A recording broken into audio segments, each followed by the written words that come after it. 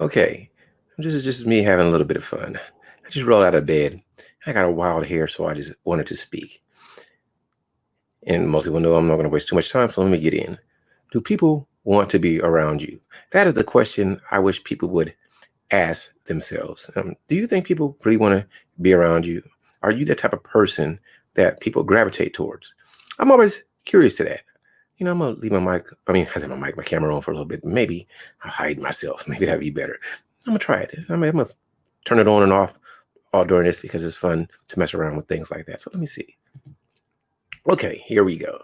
Um, um, a lot of people to me are avoidable people, meaning that when I want to be around people, I really want to be around people that are positive, that are energetic, that are friendly, that are bubbly, that are vivacious, that are calming, that are soothing, that are loving, that are happy.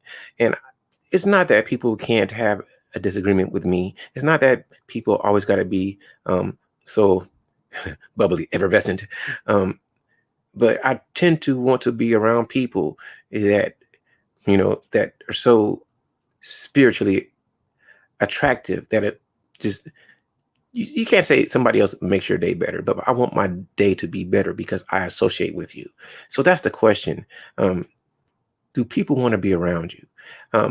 Hey, Brother Angel, hope that you're doing great. But this is just my thoughts. I don't know if people really think about that. Do you think that you're the type of person that people want to hang around? I know some people have a lot of animosity and anger, and maybe some people want to go to the pulpit and be in the echo chamber of hatred. That's not me. But I want to be around people that I can learn from, people that I can network with, people that I can be of use to and are useful for me. So when I interact with people, I'm always thinking to myself, am I the type of person that other people would want to be around? I turned my camera off for a second. Let me turn it back on just to have some fun.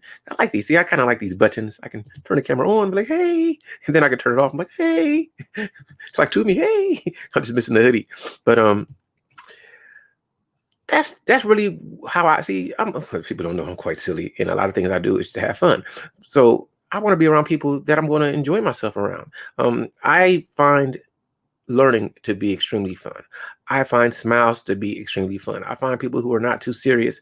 I mean, not infringing on other people's rights or beliefs, but who are silly and can make jokes out of things to be people I enjoy being around. A lot of people really don't know how to have fun. And when I'm around people who don't know how to have fun, I tend to avoid them. I tend to avoid you like the plague. I think some people find fun talking about other people. That is not me. And I do find, like, okay, let me say this. I will support a lot of people, be it from different groups, whoever you are. I'm here to support you. And some people will say things that I wouldn't talk about, but I still support them in their endeavors because maybe that's the way that they survive in their life. I'm not really one for any type of gossip. That's not me. I don't know people. I don't care how they live in their life, as long as they're not hurting other people. But people say when people reach the celebrity sphere, they become free for all people to critique. And listen, no matter what, you're going to judge somebody when you see them. They're going to be tall, short, skinny, fat, smart, stupid, whatever you think. However, what I try to do is never hold any judgment or assessment that I may make against someone else. So I try to be the type of person that I want to be around. And so that's a question that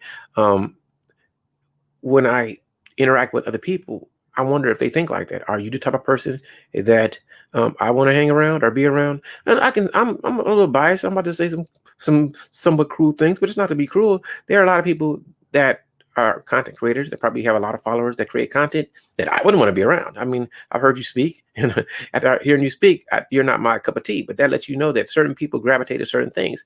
Everybody is not everyone's cup of tea. Some people will never like CG3. They will never care about what I'm talking about. Some people will never look at my topics and find it to be interesting. But the topics that I create are the topics that would intrigue me.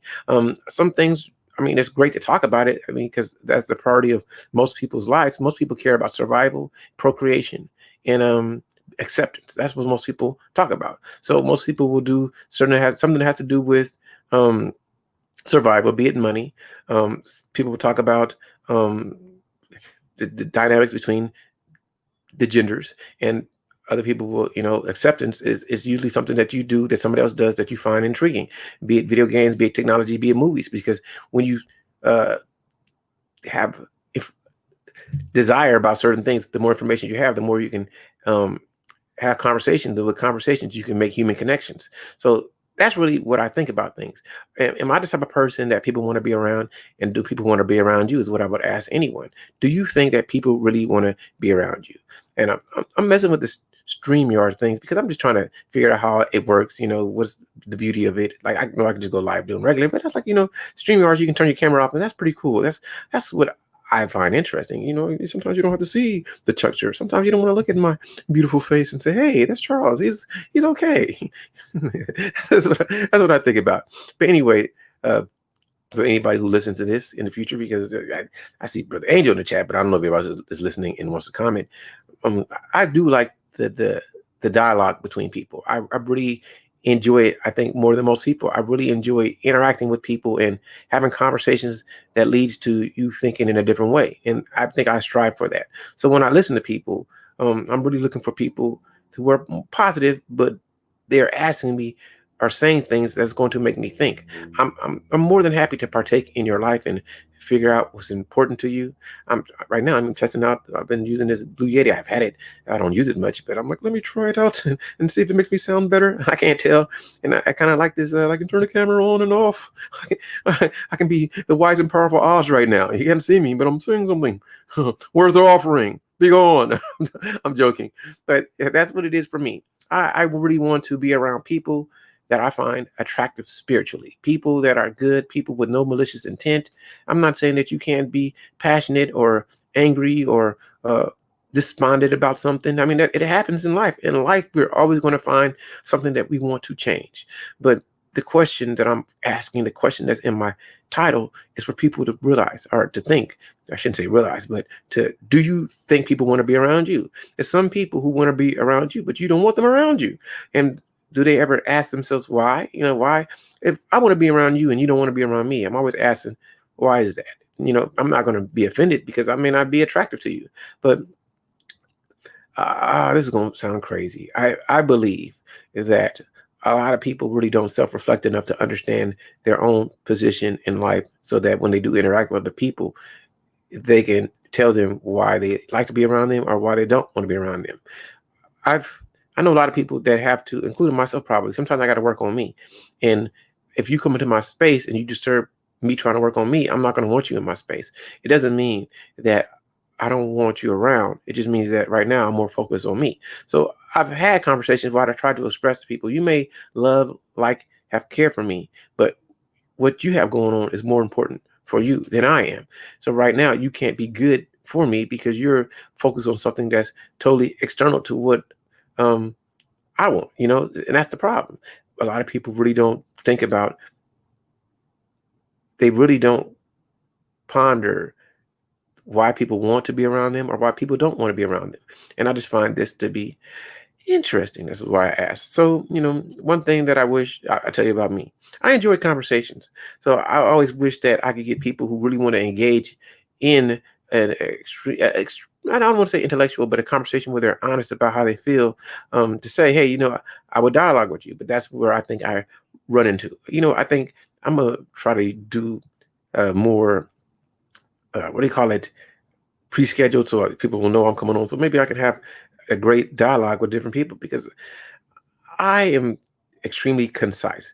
And when I say that, is that I don't want to go on and on. I can talk forever. It's easy for me to flow words together and try to make something coherent that you can follow. It's not hard for me. It's really not hard for me to stay on topic or to say things. However, it's way more intriguing when I can ask other people questions and get their perspective, because I know me, at least I think I know me, because I'm always studying me, but I don't know other people. So that's why I ask questions, is for me for how I see it, for me to improve as a human.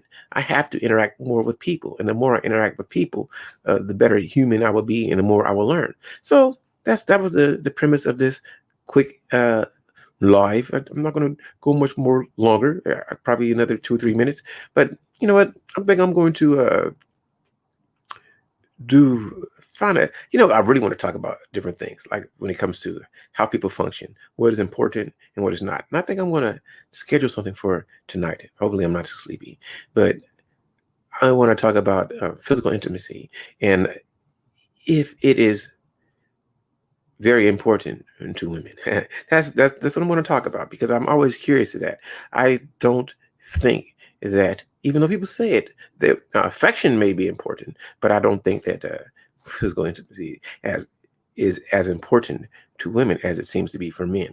And I haven't heard too many dialogues and conversations about that. So I think I would like to engage in that. Also, just to go back to what I've said earlier and what I'm thinking, uh, do people really want to be around you? What makes people attract or come to you? That's just a question. This is just real quick and simple. And I've been flabbergastingly funny. Oh, Tara. So maybe you will engage with me. Yeah, I'm happy that you're listening. Uh, do you okay? Well, I know I want to be around you, but do you think that most people find you as an attractive spirit? That's a question. I mean, you don't have to tell me, but I just wonder if you had to think about it. Do most people want to be around you? Not you specifically, but just in general. I wonder if most people uh, ponder that. Like, people may want friends. Like, there's nothing wrong with being introvert. Some people are extroverted. I understand it. But some people who are extremely extroverted, people don't want to be around you. And I wonder why that is. I just wonder if people really think about it. Um, for me, I would repeat what, hey, reigning woman, I hope that you're doing great. Now you're making me feel good as people pop in. I just, for me, a lot of times I'm just pondering. Let me just have some fun for a second so I can say hello. Hello, everyone. I hope you all doing great. For me, I'm always pondering why people do what they do. Why do certain people gravitate to certain spaces? Why do people feel this way or that way? And it leads me to questions like, do you think people really want to be around you? And I said it earlier, but I think that a lot of people, it's a lot of content creators that in real life, I probably wouldn't want to be around you. I know I wouldn't, but I'm always curious to how do you attract so many people when, in my opinion, this is all subjective. This is just what Charles thinks. You may not be the type of person that I want to be around. But so it's intriguing because I try to understand other people's philosophies. I try to understand why certain people, they like the echo chambers of animosity and hatred, and that's not me.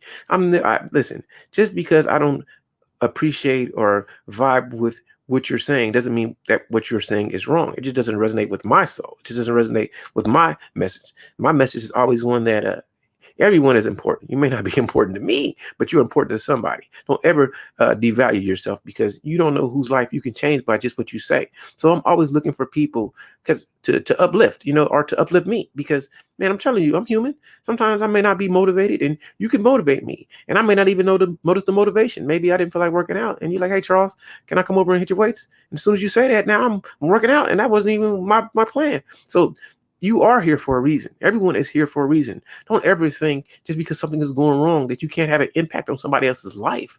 You mean something. So try to me, I mean, this is my unsolicited sage wisdom. Try to be the person that people want to be around, even when you don't want people around you. Be that person that embodies goodness so much that you're attractive. Or like, I think about this. I'm gonna say something that, let's talk about presidency. And this is nothing, it's political, but it's not. I want to see a normal person as a president. I don't want to see somebody from Harvard or Yale. I want to see somebody that, just probably got probably just a bachelor's or something from any normal college. I don't care. And just care about the welfare of people. And I think about that quite a lot. It's kind of like we want to separate people, or we want to be ran by aristocracy. You want a quote unquote monarchy when America, the United States of America, because I got to be specific because America is 2 continents in Central America. So people of the United States of America, we don't really want people who are like us to rule us, but we want to be represented. So how can you have somebody who can't relate to you in your life represent you if they haven't been through your struggle or can even relate to it?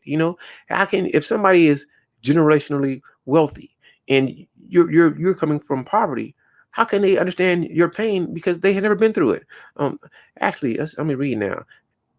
Tara, actually, I have been told that I have a pleasant personality that draws others to me. I was told that by someone in the club where I took pictures. I can see that. I'm not going to go any much more longer. I can go deeper, but that's just my thought. That's just my quick thought. That's just my thing.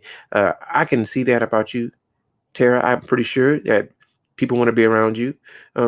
But I'm just talking about people that I want to be around and the type of person I want to be. And so I know sometimes I can get on my pulpit. I can get on my podium. I can let my gravitas pour out. I can get gravid in my disposition, and I say things, but it's never to alienate people. It's more to get people to think about life and to just ask yourself questions. That's really what I find intriguing.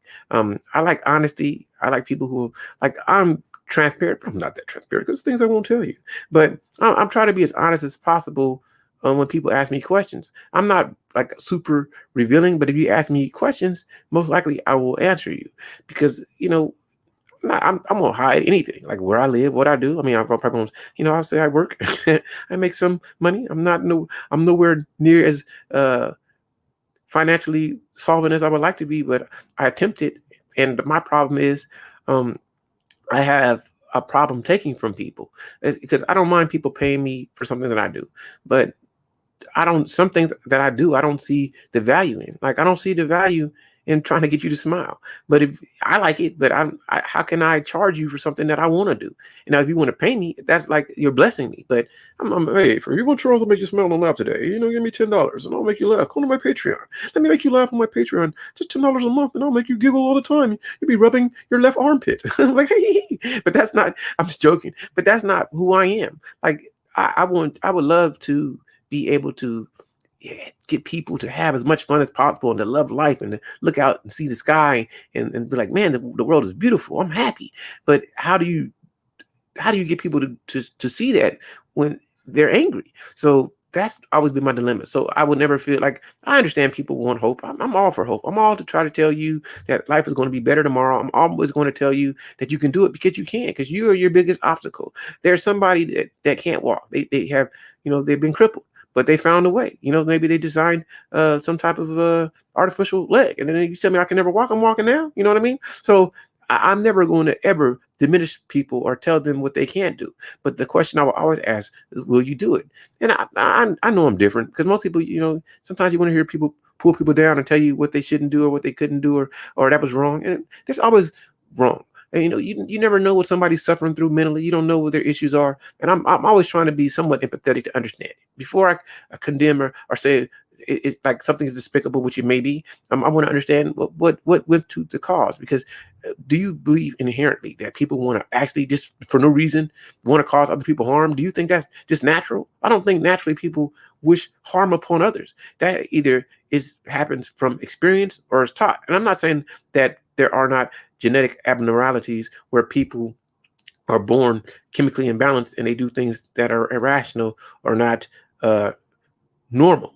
But for them, that may be their frequency. That may be their biology. So I understand it. But in general, when I look at people, I think most people want to be benevolent. I think most people really wish they could be loving. But being destitute or not having finances or being treated in a certain way makes you become the term leery of other people. That's what I think it is. So I'm as a human, I'm always trying to grow. I'm always trying to be a better person. And even when I don't want to be around people, I want to be the person that people want to be around. I want to be included and invited.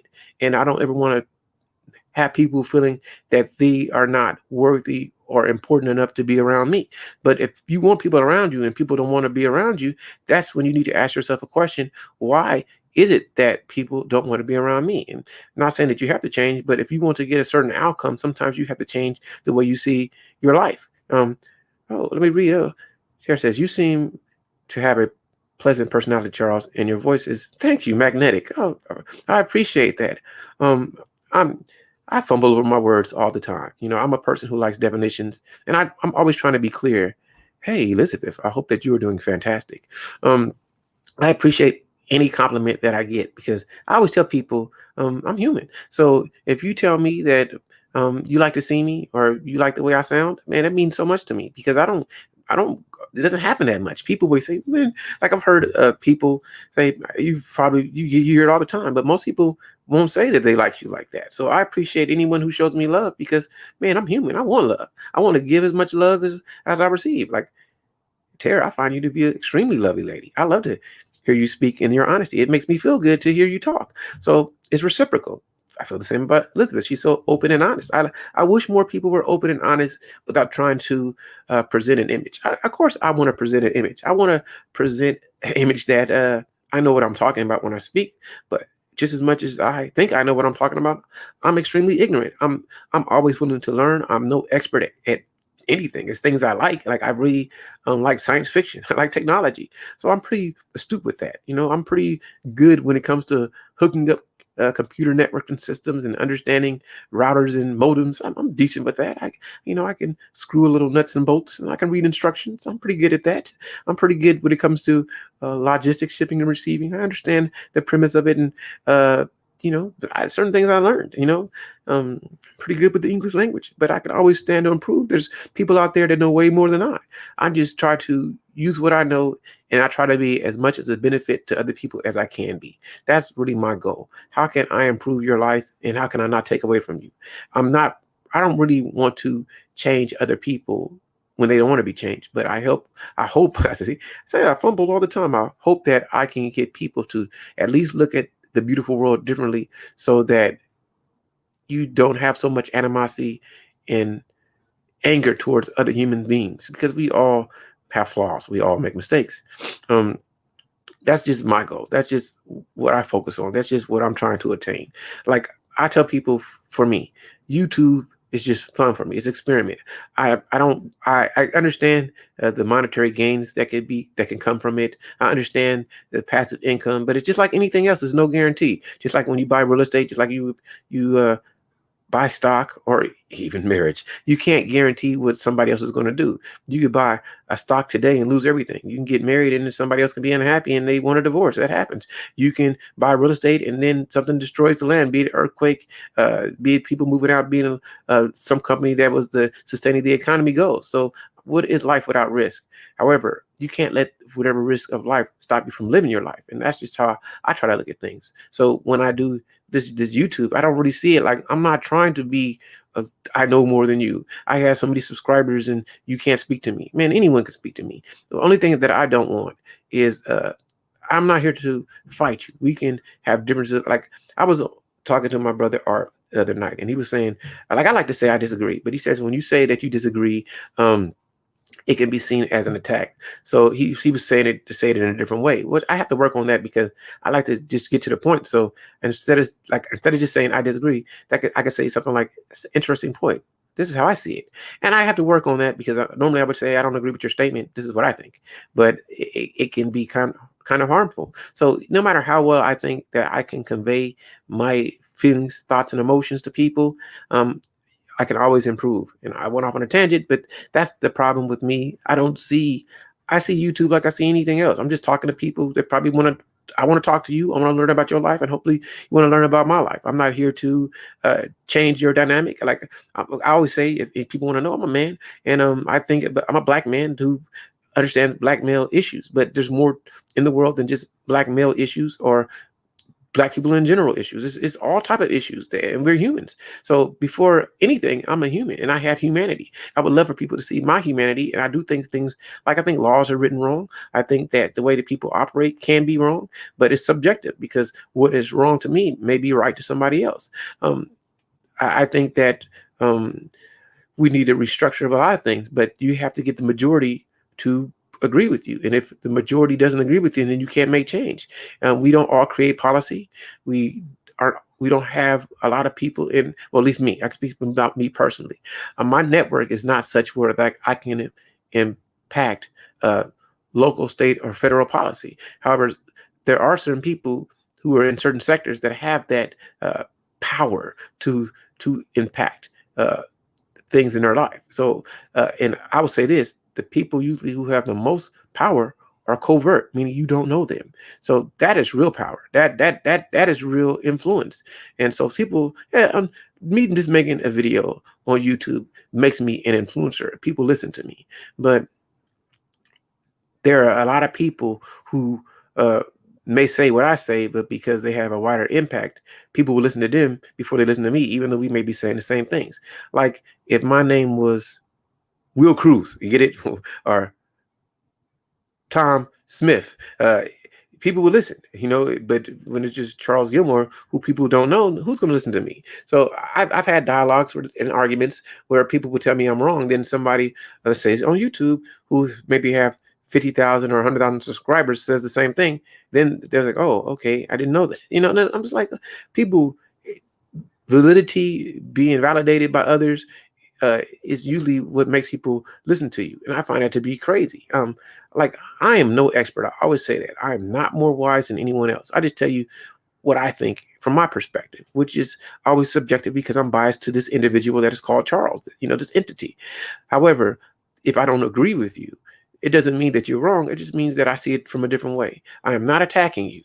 I just don't understand. And could you elaborate? Because I don't see it the same way. And I'm working on, it's hard for me to not say I don't agree, because I want to say I don't agree. That's the way I see it. But I'm flexing. I'm learning. I'm stretching my muscles. I'm trying to get my verbal acumen to be a different way, where now that when I do dialogue with people, I can not be so abrasive, because I can be extremely harsh. People don't know, I can be like, I try to be soft, but in being honest, sometimes when you say things people don't want to hear, it's going to be harsh. I'm telling you, I can be harsh. Like, I try to tell people, some people say they want to do things, but in actuality, you really don't want to do it. You don't want to do it, but yes, I do. Okay, I'm going to say something wrong. Some people say they want to lose weight. All right, well, it's easy. This is what you do to lose weight. Eat a certain amount and move. There you go. But some people, I can't lose weight. Well, because you're not eating a certain amount and you're not moving enough. Because if you just move, if you can move, you're going to burn calories and you're going to lose weight. But some people don't want to hear that. Tom Malone, much respect to you. I'm just rambling, and I'm just saying my thoughts now, because really my whole thing was just, it's really, when I ask questions, it's really for me to help myself too. So I want to ask people, do people want to be around you? I want to be that type of person that you want to listen to. At least you listen to what I'm saying. It doesn't mean that I'm right. I just want you to weigh what I say and hold me accountable to what I say, and say, Charles, maybe you should see it this way. I'm always open for people who don't think my way. I'm always open for a discourse and dialogue. I'm always open for that, because we don't all have to say or see things the same way. And, that's just what I believe. I believe that if this is what I'll do, because I'm gonna make this fun. I forgot that I could do this. Let me see. How do you do it? If people don't think the way that I think, I always want to hear you say what you want to say, because we don't always have to believe the same thing. So since I'm up here, and maybe somebody want to speak, maybe. So I'll put this in the chat. So if somebody wants to come on and have a dialogue, you're more than welcome. I don't really do it much, but I got to get this. So let me post this. So it's in the chat. I think it is in the chat. Hopefully it's in the chat. So if you want to speak, feel free to hop on and we can have a dialogue. I can run my mouth. I'm easy. This is not hard for me. Tara says, I prefer honesty. I may be sensitive to the delivery, but I appreciate the honesty regardless. I would say this. I don't really think people want to receive certain information. Like for me, let's talk about relationships for a minute. I think that a lot of men and women see relationship differently. And this is my opinion as being a man. I think there are a lot of men who really don't like women as far as social interaction. They may like you physically, they may lust you, but I don't think a lot of men enjoy the dialogues with women. But I don't think a lot of women want to hear that men don't like them like that. And if you look at YouTube and you listen to it, you see that a lot of dudes have a lot of issues with women. I listen to women, but I don't hear, maybe some spaces I avoid, but I don't hear the same ladies talking about their issues with men. I hear more women saying that I can't find the perfect type of man, but there's no such thing as a perfect man, more than I hear women saying that they don't like men. But I do know there are women that don't like men. However, it's always hard to have that conversation, because what I like is a woman who just wants to be around me with no drama. However, a woman may not have fun just being around me. So then I ask the question, do you like me? Because if you like me like I like you, you should just want to be around me. But then again, we all think differently. So I just find that to be interesting. Oh, this is my thoughts. It's no right or wrong. It's just subjective. But I just find that most people, Tara, as you said, I know that you would come on. That's not. But how I feel is this is just a feeling. This is what I've assessed, and it's not concrete. Is that most people really don't want to have or hear things a certain way, even if it's honest. Like I think I'm going to do this because I always wonder, and I'm gonna phrase it in a certain way. Do women uh, is physical intimacy important to most women? And I tend to say that it is not, and that's subjective because, like, I've had a conversation with several of my friends, and I've noticed that um, having a romantic partner for women, let's say they're 50, 60, 70, doesn't seem to be a priority. When a man 50, 60, 70 always wants to be with a woman physically. I mean, it doesn't end. So I'm just curious about that. And I think I would like, that's a dialogue to have, because I've heard men argue that women want feel a certain way. I can't speak for women, but for my like the average dude, like I've said before, wants all the women. He doesn't, he just doesn't want the drama, and he doesn't want to be obligated. But he wants you, and I don't think it ever ends for most dudes. But I'm always curious as to how for women, because I've known more than a fair share of women that if they get divorced and they've had children, they never want to get they're happy to go years and not get with a man. Where for men, man, a man, if I couldn't, it would never be a good relationship if I'm with a woman and we're not doing it quite a lot, or getting together with affection. So but I'm telling you, I've seen women who are widowed and or have children, and they can, since, let's say, she divorced at 40, she never got with another man. Like I've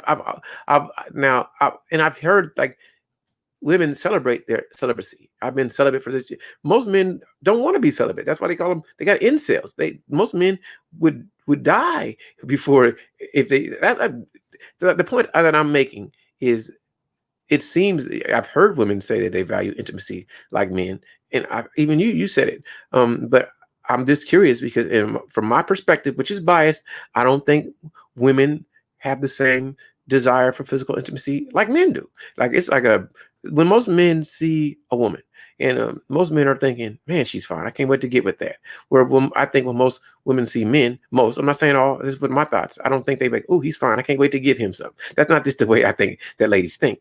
And I'm going off on a tangent. I probably shouldn't have went there, but I was just thinking about it. So the reason I'm bringing it up is because it's hard to really have open and honest conversations, because we all seem to think differently. I could be wrong. I could always stand to be corrected. I always want to hear other people's point of view. This is just mine. It is biased and skewed, and I don't have any information to make anything factual. It's all conjecture.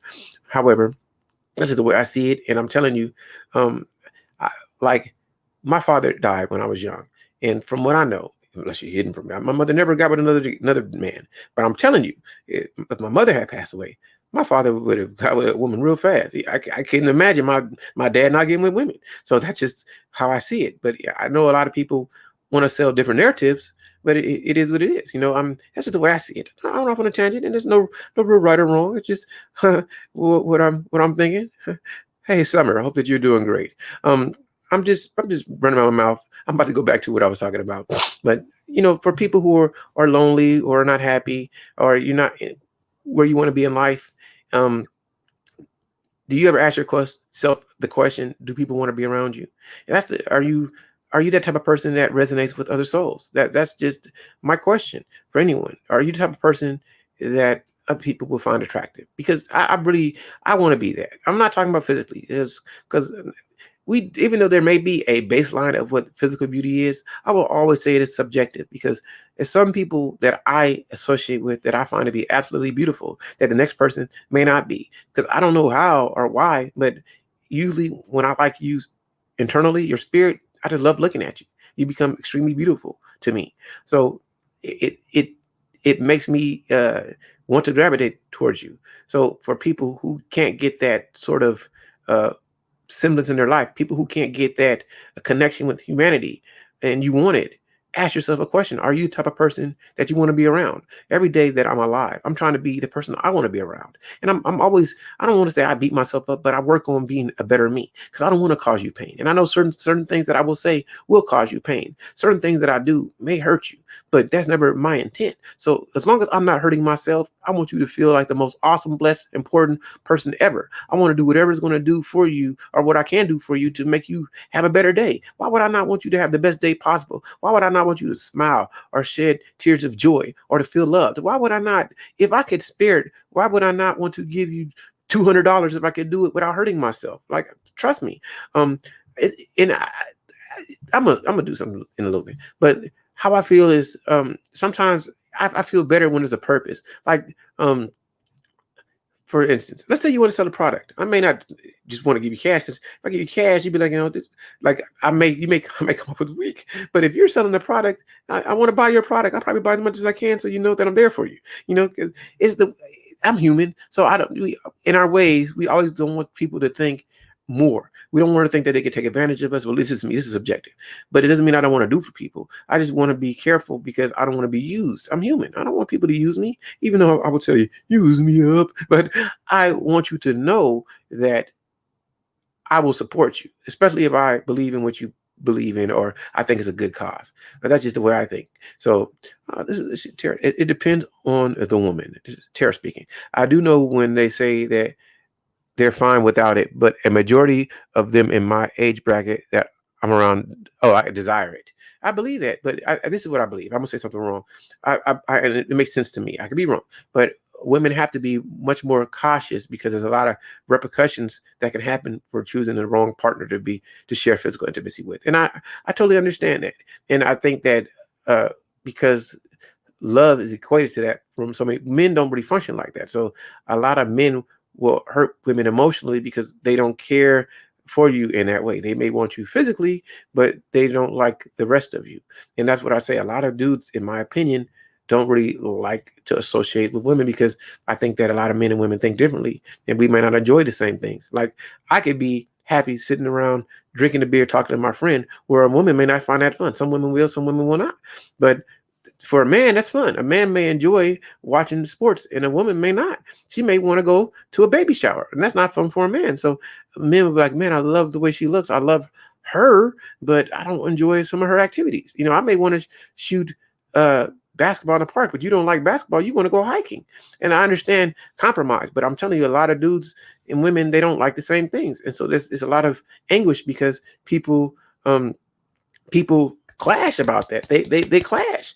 And the way that men feel and the way that women feel are different. I can't speak for women, but I'm telling you, for men, connecting with a lot of women, it's just like a high five, where it doesn't seem like they don't feel like they have really. They don't feel connected, but I believe this is subjective. That for a lot of women, the physical intimacy makes them feel connected, and however, that's just a part of it for dudes. I'm speaking subjectively because as a man, all I want from a woman is peace. I don't want drama, and I want her to not make my life more difficult. That's what I look for when it comes to ladies. I don't want you to make my life more difficult. And my fear, this is my fear, is that if you give her the security that she may desire, she may change up on you, and that's a big issue. You know what I mean? That's a scary issue because you can't force anyone to do anything. You can't hold any type of threat to somebody and make them do what you want to do. It's not. It doesn't work. So that's what I think stops people from getting to a certain point in relationships. I do think that people are deceptive. People always are out to their own best self-interest, and sometimes it's not analogous to what you want. And what is important to you may not be important to me. Like I'm going to be honest. Like I'm a lustful type brother. So if you're not on the same wavelength as I am, it's going to be difficult because I'm never I'm never turned off. I'm never turned off. I could be tired, but I'm on. I'm on like a switch. So if you're not like that, then it's going to be difficult. And I think that's the difference because you ladies can be more moody with that, not right now. And I'm not good with that. You know what I mean? But I understand it. So I think that's what makes that connection difficult. But, I want to be the type of dude that you want to be around, but I just don't want to be possessed. I'm not possessive, but you got some people that are jealous and possessive.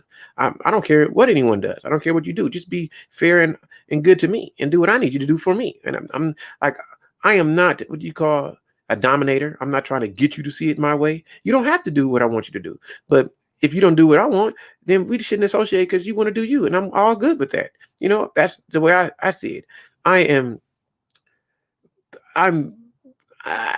can be flexible, but I'm rigid in what I like. I'm like let's use the term, I'm down for compromise. Compromise means that we both give up something. I'm all down for compromise, but I'm not really big on sacrifice.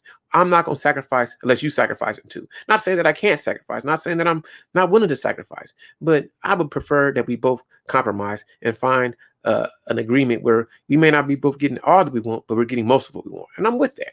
However, I think more people want sacrifice than compromise. More, you have a lot of men and women who want other people to sacrifice for them.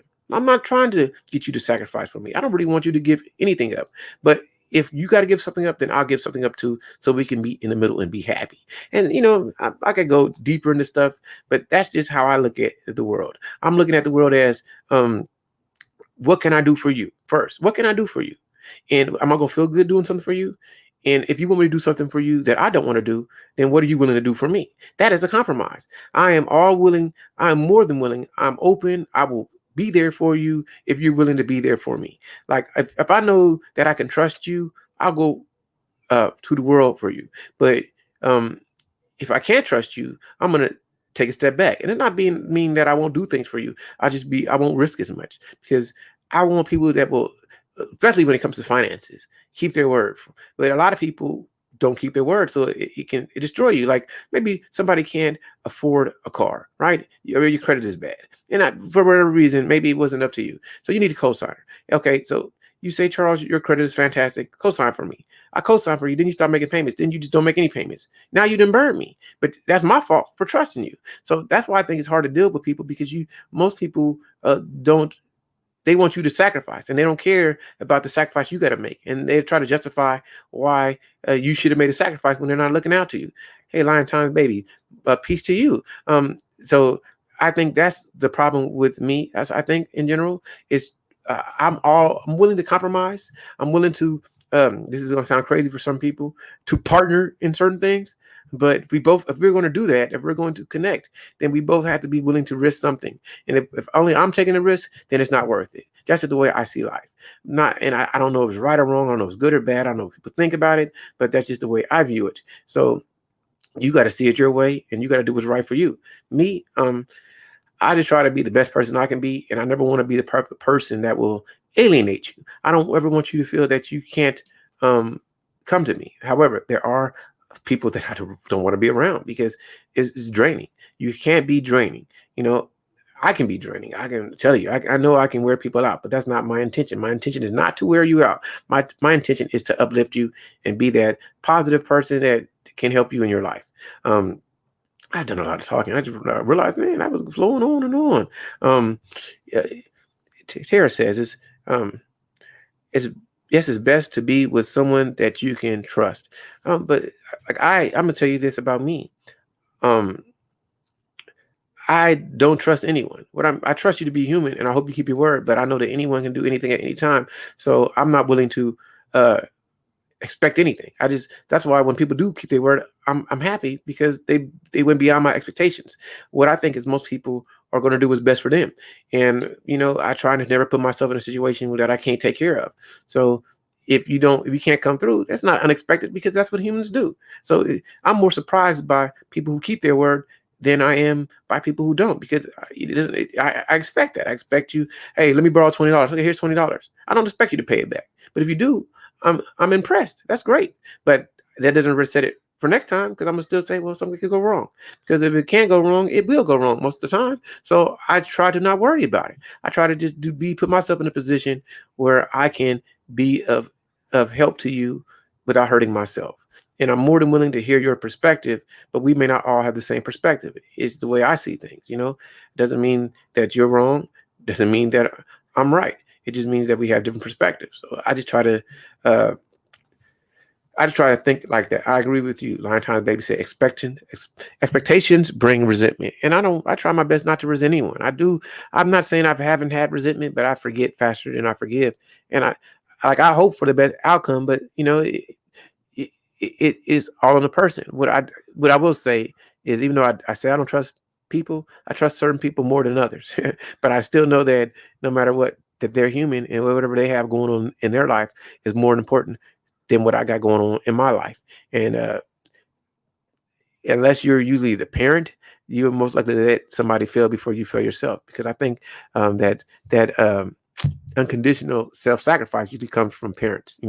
I don't really not saying that it can't, that altruistic ideal can't spread onto other people in humanity. It can, but you're more likely to see a parent hurt themselves for their children than you see somebody else hurt themselves for somebody else. I don't care if it's siblings. I don't care if it's even husband and wife. It's usually the unconditional, super unconditional love comes from being a mother or a father to a child. And I've never been a parent, but I can just tell you from my observation and what people will do. They will side with their children before they side with other people. That's just my perspective. But, I don't think I really function like that, but I totally understand it and I comprehend it from my assessment. Woo, man, I've said a lot. If anybody wants to ask me a question or get involved with me, I'll put the link. But if not, that's one thing I've said before. I'm always impressed by people who can talk forever and enjoy it, because, man, that can really wear you out. I don't enjoy just talking and talking and talking. And it's not that I can't talk, because it's easy for me. Words flow freely from me, especially when I'm thinking about what I'm saying, or if I have some type of passion about something, then I can flow on forever. Like I have a passion about smiles and hugs and kisses. I can talk about smiles and hugs and kisses and how much I enjoy them and being around people that are smiling and affectionate. It makes my day. I love to hear Elizabeth talk because her love permeates her videos. I enjoy it. I enjoy listening to Tara. I enjoy listening to so many people, especially when they let their passion flow. It's harder for me to listen to people that are always negative. That's just not me. Now, I'm not saying that people can't discuss problems, because there's always going to be issues. I think there's issues between all type of things. I think there's atrocities, turmoils. People are suffering. People are jobless. I can't tell you how to become wealthy. A lot of people's wealth is generational, even though most people don't think about that. When you have an advantage to start off, you can risk more. Most people will never be able to have $200,000 or $300,000 to start a Wingstop. Most people will never have a house that they can take a loan of equity out on. Most people won't have that. So it's difficult. However, what we can do is try to connect with people and try to love each other and help each other without thinking people always have malicious intent, that they're going to be malevolent to you. If you can do that, it changes things. But it's the trust of people. It's to finding the humanity of others. Trust me, I could say all type of mean, hurtful things. It's not hard to call somebody, this is a joke, a bum. Like people that I do support and like do that. I could do that, or I could shake my head at other people's decisions. But I'm not, because people are dynamic. There's no perfect way of life. People want to be free, be it both men and women. And that's my whole argument that I've always made with people, that a lot of people divorce. I'm gonna say people, and I'm gonna put it specifically. A lot of ladies want to be free, and who wants to be dominated? So, why would I stay in a relationship when I don't have to, and I don't want to be dominated? I want to be able to make my own choices. If I don't, I have no incentive to let you control me. If I know that I can make it on my own, I know I'm going to get some type of financial incentive, why would I stay? That's just my statement. I'm just speaking in a way that I hope it makes sense. And I'm not knocking anybody for that. However, that's also, now I'm going to go buy some men. That's the fear of men, is that men can't read women well. A lot of men can't. So they don't know when a woman is unhappy, and she might leave you. And a lot of men are scared with that. And I think because of that, that's why people are more timid when it comes to marriage today, because they don't want to be hurt. Both sides. That's just my perspective. But I went off on a tangent with that. And see, even saying that to somebody else, that may be negative. Somebody might say, I don't like Charles, you shouldn't say that. Let me give him a thumbs down. And I can accept that, because you know what? Everything I say is not going to be what you want to hear. But one thing I'm going to say is never to be hurtful. It's never to hurt you. I enjoy having dialogues. I wish that people wanted to interact with me, be it in the comments, be it in a chat. I enjoy it. I wish that I could talk with more people. I wish that people would say, hey, let's have a dialogue, Charles, without us attacking each other. Because I may ask you why you think the way you think, but I'm not trying to convince you. Like a lot of people, like I listen to, like one of my, I would call him a friend of mine. To me, my brother Rollo. My brother would always say, you need to leave Babylon. You need to travel overseas. And that's his perspective. I don't agree, but I understand it. And I would say, like, people are where they are They're going to be different cultures act differently, but you can find good people wherever you go. So why do you think that you're going to go somewhere else and always find better? It's no guarantee. Just travel the world and find what you like. It's going to happen. But I'm never going to tell people, like I will tell people, if you don't like your environment, move. But I'm never going to say that a whole group of people are bad here. People can be bad anywhere. Now, it's more likely that people won't be in a different culture. They act a certain way that you may want, but it doesn't make them more good or bad people. They were just raised differently. And if you're looking for a certain thing, maybe you should go there. I'm not knocking you for that, but I'm not going to tell other people that I love the United States of America. I do. I think that I've been to lots of countries on this earth, and I love being here. Brother Art, much respect. I, I enjoy talking to you. It was a blessing just to have a peaceful dialogue, man. I really look for that. So it's people. I'm always going to tell people, like, of course, I'm a man. I'm biased. I support brothers, but I'm not against any ladies, and I love to talk to anybody from any group, anytime, anywhere. Because even if we don't see it the same way, I can always learn from you. Like I'm going to use what my brother Art said. Interesting perspective. I see it differently. Could you please elaborate? That's what I would tell people, because I'm really trying to learn from you. I'm not trying to tell you how to live your life. I live the life I want to live, and my life is good for me. We don't have to see it the same. You may have a different perspective, and I'm more than willing. I'm more than open. I'm more than ready to learn from you, because how can I improve as a person if I can't learn from you? I'm gonna speak like I'm gonna say something that most people you don't know. I'm a black man. I support a lot of black men, and there's a lot of black men that say things that I don't agree with. But I do not support them, because I always believe that if I can't support uh, people like me, why would they support people support me? But I support people that's more than black, more than men. Support women. I support everybody. I don't care if we don't have the same perspectives. I'm not opposed to you. I just may see it differently, but it doesn't mean that I'm your enemy or your opposition. I'm not trying to stop you unless you're trying to harm me. If you're trying to harm me, then I will do my best to try to stop you. But if you just see it differently and you're happy with your life, I'm not here to change you. So if you're a woman who loves women, I'm happy for you as long as you're happy, as long as you're not trying to hurt me, as long as you ain't trying to attack me. I got no problem with you. I'm just going to defend people who uh, I'm going to. Yeah, that's the best way to say it. I'm going to always try to defend people who are trying to hurt me. I'm trying to defend, like I'm going to put up my defense against people who are maliciously coming after me, or people who are in my same plight. And I just want to let other people have a voice that don't have a voice if I can. And I can't say I'm speaking for any type of group, because I don't know what group I belong in. Am I in a suave group? Am I in the nerd group? Am I in the belligerent group? Am I in the hood group? I don't know. I'm all over. I'm multifaceted. So I never try to delineate or try to say I'm that different. I think I'm extremely unique. I'm not any of those groups. I'm not any pill. I'm just. I at one time I said I was red pilled, and if I'm any pill, I'm a pill of love. And I said maybe that's a white pill, but I'm just a lover of humanity. I'm a lover of people. So that's where I try to group myself. Let me go ahead. People are writing the comments. Good. You guys are speaking to each other. But even the study, one has to develop a sense of discernment from experience. That's line time. You know what? Think on the planets coexisting around the sun without crashing. Um, I, I wish I knew more things to say. I really wish I knew how to get people to.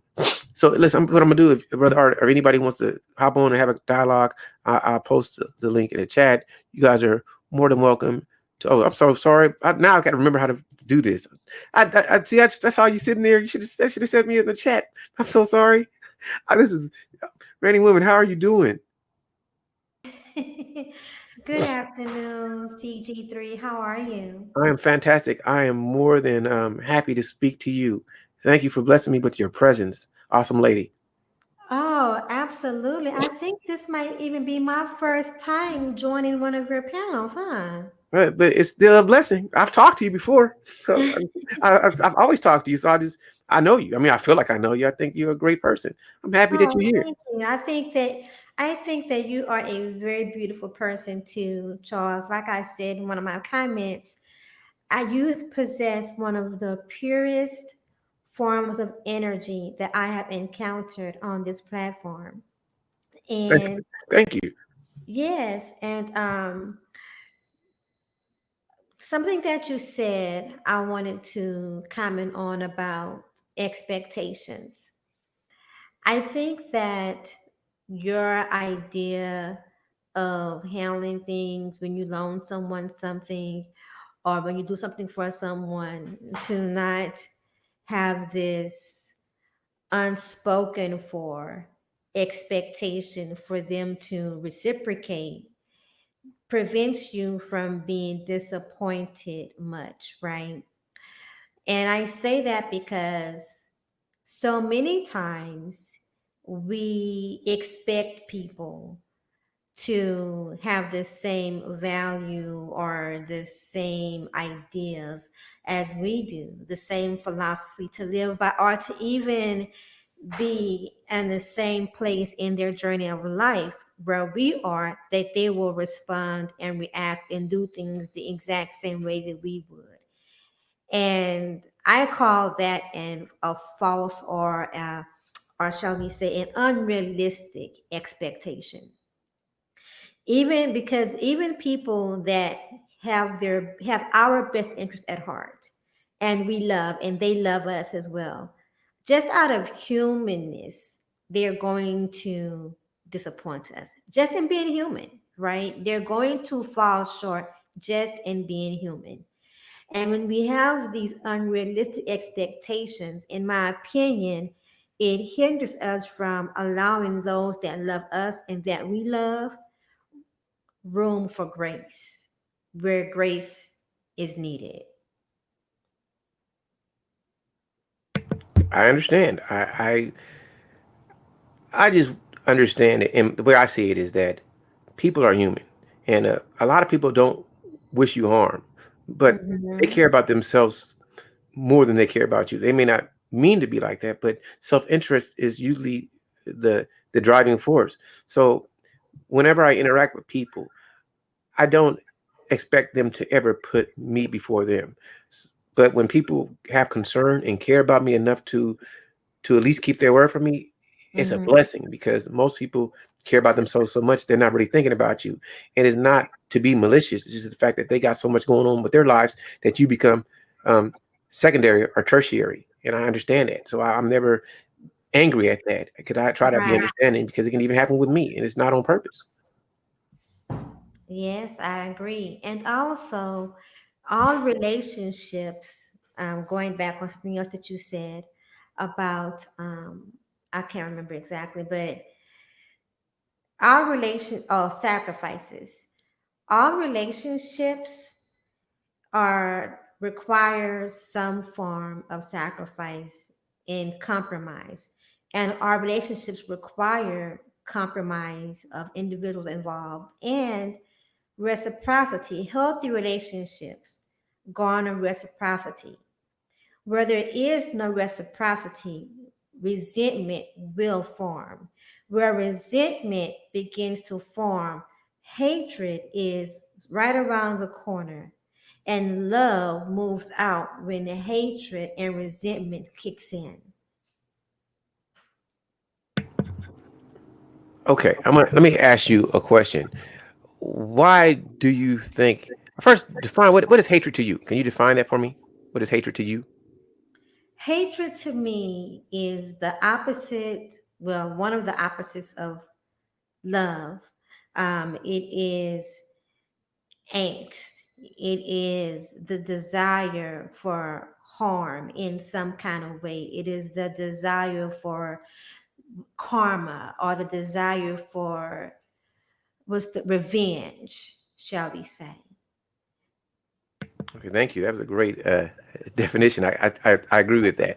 Um, but I wonder why do people see this? I'm asking you questions and answer it, please. Why do you think people always want to other people to feel their pain? Why is like I don't need you to feel my pain. I don't like I don't wish harm on other people, but I this is the truth for me. I really don't understand why people always want other people to feel their pain. Me, I would just rather separate from you. And I wish you no ill will. We don't see the same. I don't want to hate you.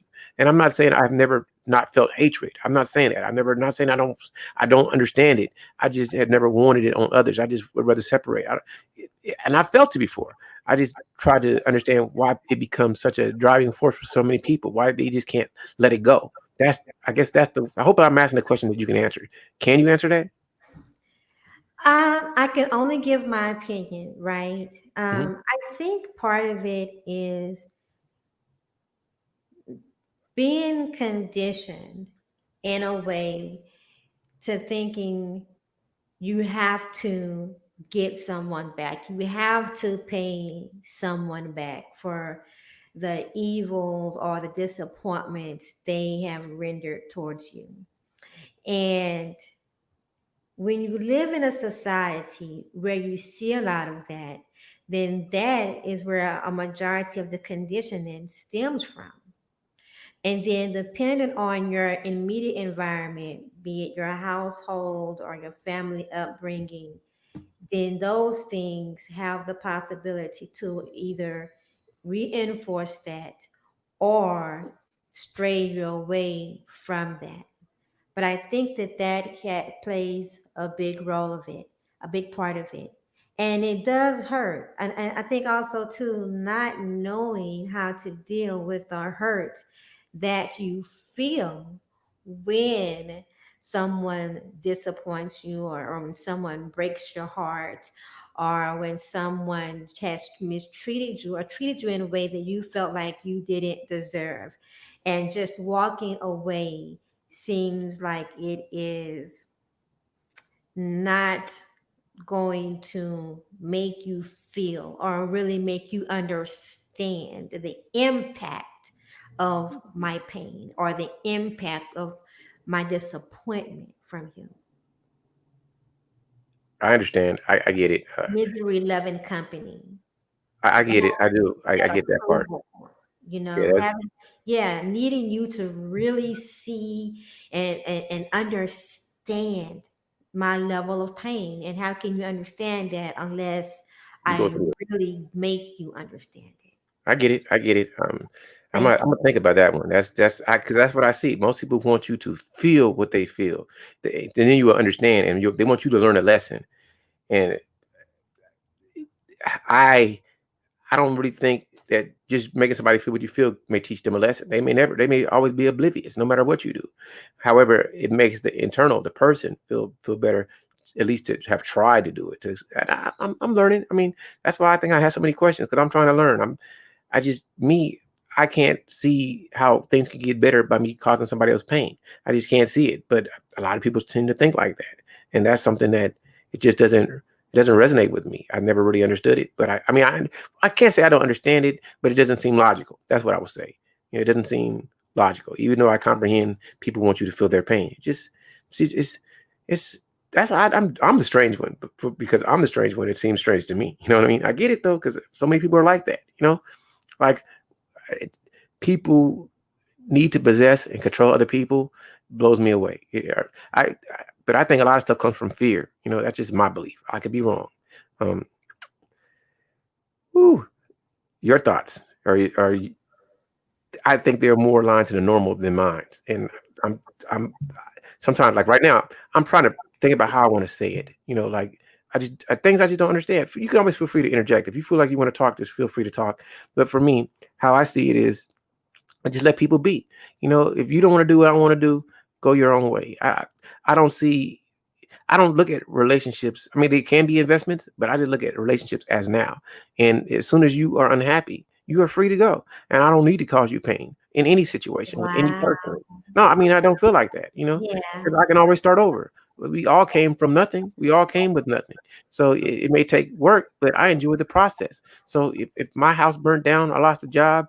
Now I got a new day to start, doing something. Maybe I can be an asset to somebody. Maybe I can sell a product. Maybe I can get somebody to give me something or that I can work with. So I think that no matter what, there's always somebody that's going to go through some type of opposition.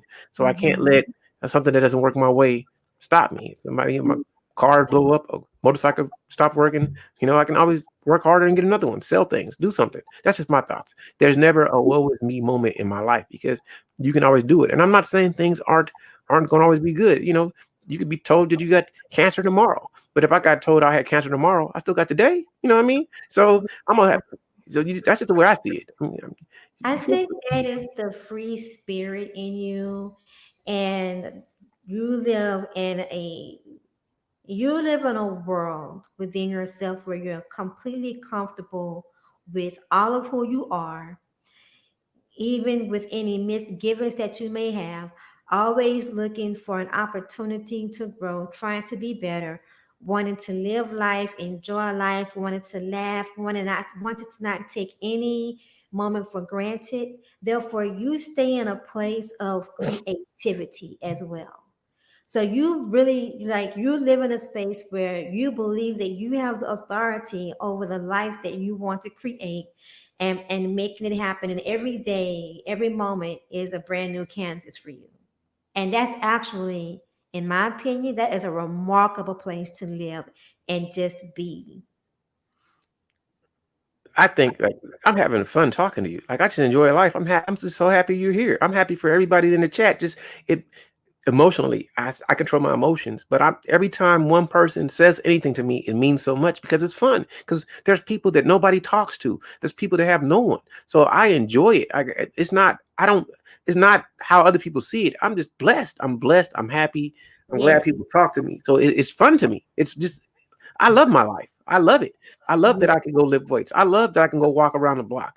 And I love that I can see. I love that I can eat something. It's just simple because somebody else doesn't enjoy it, and I feel sad for them because no one has to be there for you. You just somebody. Nobody has to say hello to you. So when people say hello to me, it means so much. It's so when people let me speak, like Brother Art, let me hop on this panel and speak. It means a lot because you don't have to let me speak. You don't have to let me do anything. So I appreciate it, and that's just how I live my life. I really want people to know that you all mean something to me. So I'm not an I expert. I don't know more appreciate than someone you as else, well. huh? I appreciate you as well. And I appreciate this opportunity as well.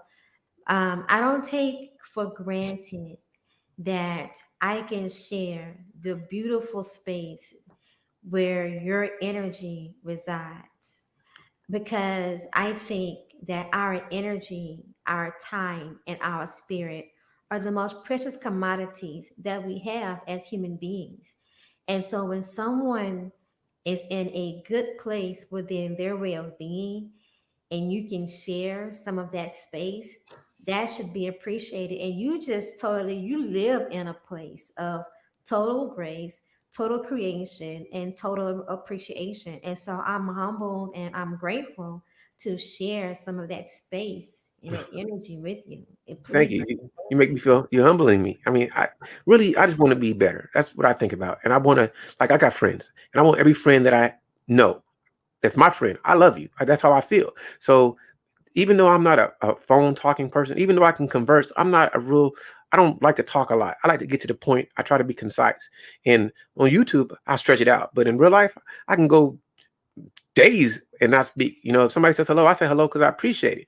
But I'm fine doing what I do because I enjoy so much. Like I could be playing a video game or reading a book or just listening to people because I enjoy listening to people who don't think like I think. I try to understand their perspective so that if I interact with them, I can at least comprehend their thought process. Doesn't mean that I'm in accordance with them. It just means that I want to be humane when I interact with you. So I think that's just where I try to stay. I try not to be angry at things because I can't control other people. It's people that I love that they don't even know I love you. Like you don't know what love means something to too many different things to too many different people. But love means to me I appreciate your existence in the universe. The world would be less without you. So when I tell you I love you, it's because I do. And it's not about physical intimacy. It's about who you are spiritually. And there's a lot of people that I've only talked to a couple of times and I love them and they would never know that I love them because I always say how incredible you are to me. But trust me, if some people it's more than that, it's also physical. But in general, I just feel great loving people and I can just accept you for who you are and be happy with you. And that's where I think a lot of people, this is my thing. They don't know how to love because it's not the person they love, it's what the person does or what they want instead of just accepting the being. I just love you for you. You don't have to change for me. Just be you and be you dynamically. I'm good with that because we're not static. You're going to change. I'm not mad at you for that. But my anger, if I do have anger when it comes, is because you are trying to infringe on my freedom. And I'm not going to infringe on yours. Let me be. I'm going to let you be. I can love you from afar. I've never lost love for anyone I've ever loved. I'm telling you, I've never. I love you today, today. And I probably ain't seen people in years. And I still think about the moments I've had with you, being in a conversation, being in an adventure, and it's there. And that's probably where my sadness is, because people always want to be the most special. But no, you're unique. You're not the most special, because that person is special too, just in a different way. And that's my anguish, is because people want you just to love them, and you can't. Your best friend. No, I have lots of friends. You're my best friend for this situation, but they're my best friend for that situation. So I don't have best friends. I got great friends that I love, but it's hard to express that to people, you Yes. know? Yes. Well, I have to jump down now so I can get ready for to do some work and be productive, work related. But Mhm. I have enjoyed this, and thank you so much. And just continue to always work on being a better human being. I know for a fact the energy that you exude in this space that has always been. The world has got to be a better place because you're in it. Oh, And thank you. Likewise to you. I appreciate you. You know, thank you for joining. I'm a human. I make mistakes. I'm going to say mean things. I'm going to say painful things, but it's never maliciously. It's never on purpose. And if you say you don't like the way I say it to you, I'm telling you, I would change what I say to make it more receptive to you, because I'm not trying to hurt you. And I'm more than willing to sacrifice for people. However, I want you to sacrifice for me, which is called a compromise too, because you can't. And sometimes it will be a one-sided sacrifice. I get that. However, a lot of people really don't want to compromise. They just want you to sacrifice. But if I don't want to sacrifice and you want me to sacrifice, there's a disconnect there. And that's how I think about life. Hey, brother Zero. Um, I've been if anybody else wants to chit chat, I'll do it. But other than that, I'm I've been talking so long that I feel that I need to hurry up and just let it go, because I've been talking. But if somebody hits me up and say, Charles, stay on, I will. But if not, I appreciate everyone who's been here, because whew, I don't know. Maybe later I'll talk, but I tell people I enjoy talking, but I enjoy not talking too. Oh man, you know what? Thank you everybody who joined and came into this live that I just did randomly, just because I just felt like having it. Oh, brother Art. Oh, okay, now there you go. What's going on, brother? Oh, can you hear me, fam? I can hear you. What's on your mind? Okay. Yeah, even work. We had early dismissal. Oh man, I'm glad that you got time off. Can you hear me? Are you still there? But Can you you'll hear talk. me? I can hear you now. I can hear you. So what's on your mind? You're going in and out, but it's okay. Um, okay. Yeah, it's Borgen. It's okay. It's okay. It Borgs. We all Borg. We will be assimilated. Yeah, we're working through the technical. We're working through the technical difficulties. Yeah, it's okay. Anyway, I've said so much. You know what? I'm tell you one thing I do like. I like talking to other people more than I just like just talking. Some people just like to be on the podium and just go and talk about things. But me, I like discussions with people. That's really what I like. I like that more than anything. I like interactions with people. What's up, brother Zero? How are you doing? What's up? I'm good. Yeah, What's on your mind? it's been a while since I came up here. Hey, it's a pleasure, man. What's on your mind? Uh, yeah, I mean, like I was looking at the title. Do people want to really be around you? I mean, it's like it's like it's like you dealing with certain people, and you think like, yeah, they want to they want to be around you. They really like you, but then you kind of just start seeing like actions that show like, oh yeah, they really wasn't dealing with you like that. I guess maybe maybe they did want to be around you, and then they changed their minds. I mean, you never know what's going on in people's minds. When it comes to certain things like that. So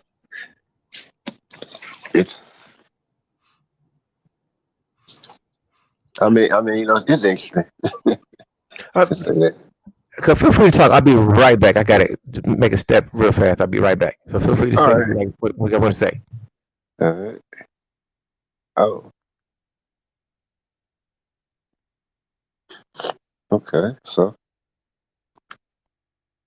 what's up, everybody? I can control the horizontal, the vertical. Do not adjust your TV set. No, I messed it up. Do not adjust your TV set. We control the horizontal, the vertical. I'll let the rest of them, but I don't know if it's Twilight Zone or I think they might Outer Limits.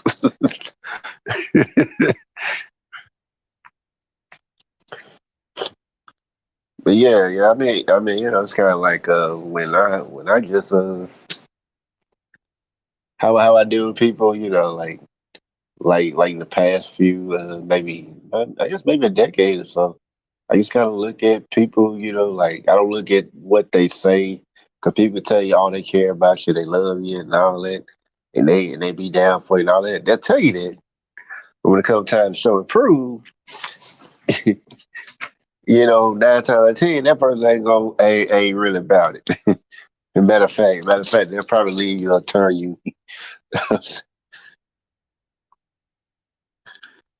Yeah, turn you in, but yeah, or matter of fact, turn on you. So yeah, so that's kind of with that. Yeah. And it's like if you want to see who's really down for you, look at their actions. They if matter of fact, when you're down and they're still around trying to help you, that's a real friend right there. That friend will be with that's the one you can count on when rough. Now, if it's just a one time thing, then yeah, you gonna count that person so much, but if they show you time and time again that they'll be down for you, and it's kind of like reciprocity. You got to kind of give, be willing to do the same, because it would be kind of unfair if they were always the one that was looking out for you, but you never once look out for them. Now they got to be as the same amount, but at least know where it's like, okay, this person actually would have my back, actually does care about me in some kind of way.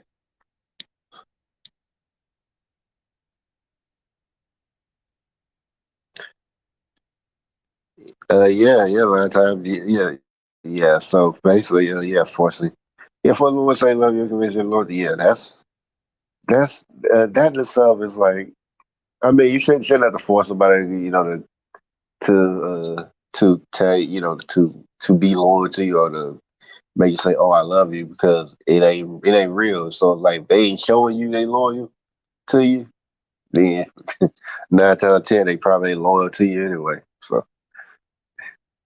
the parts that Okay, I am back. okay. I was like, her door. I was like, oh yeah, that's Charles coming back in. Okay. So what were you talking about, man? I missed it. I had to do a pit stop. Oh, okay. I was just talking about like like how people should I mean like how people who really care about you, like people that will like show you they care instead of like just saying it because anybody can see it.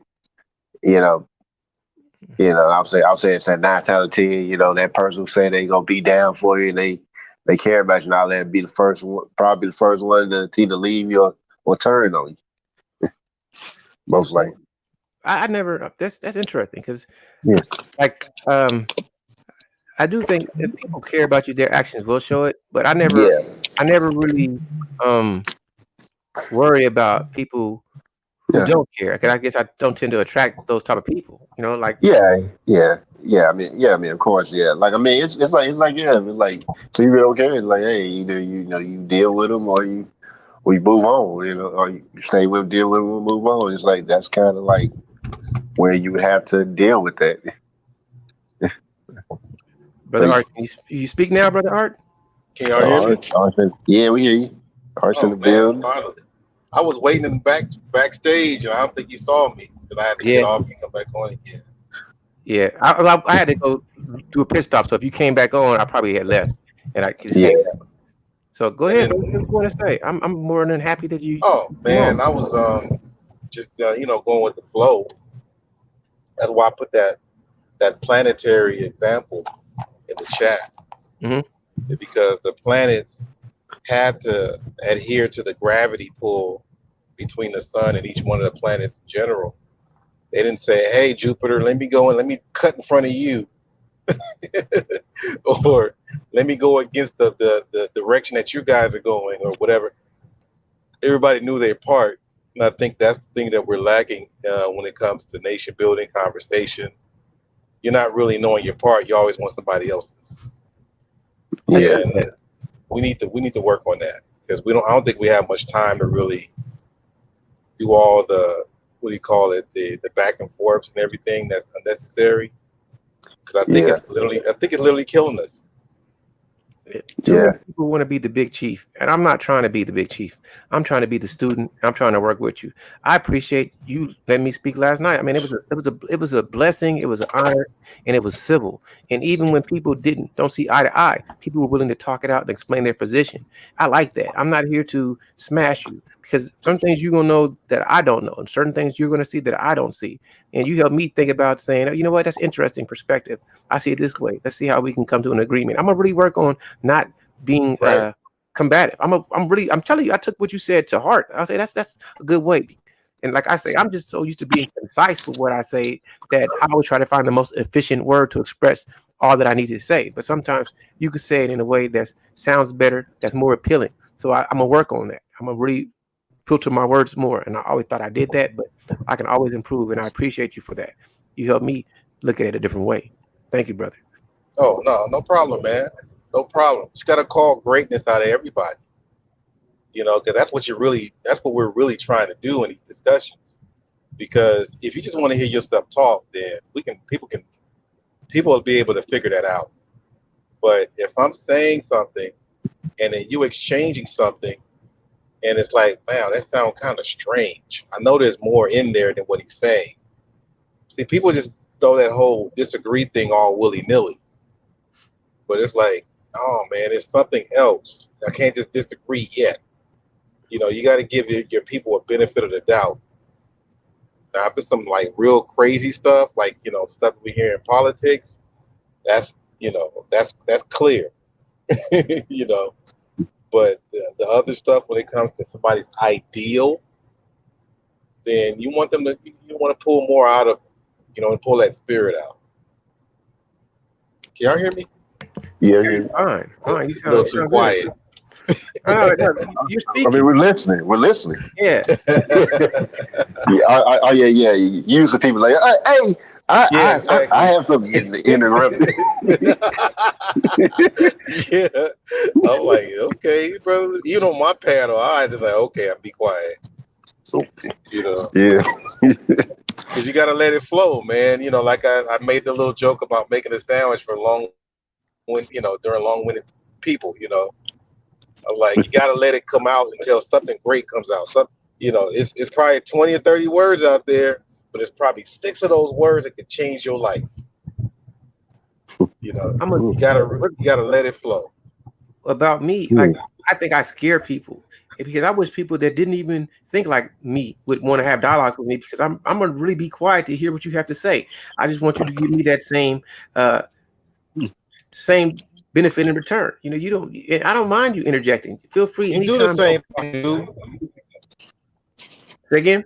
You do the same thing I do.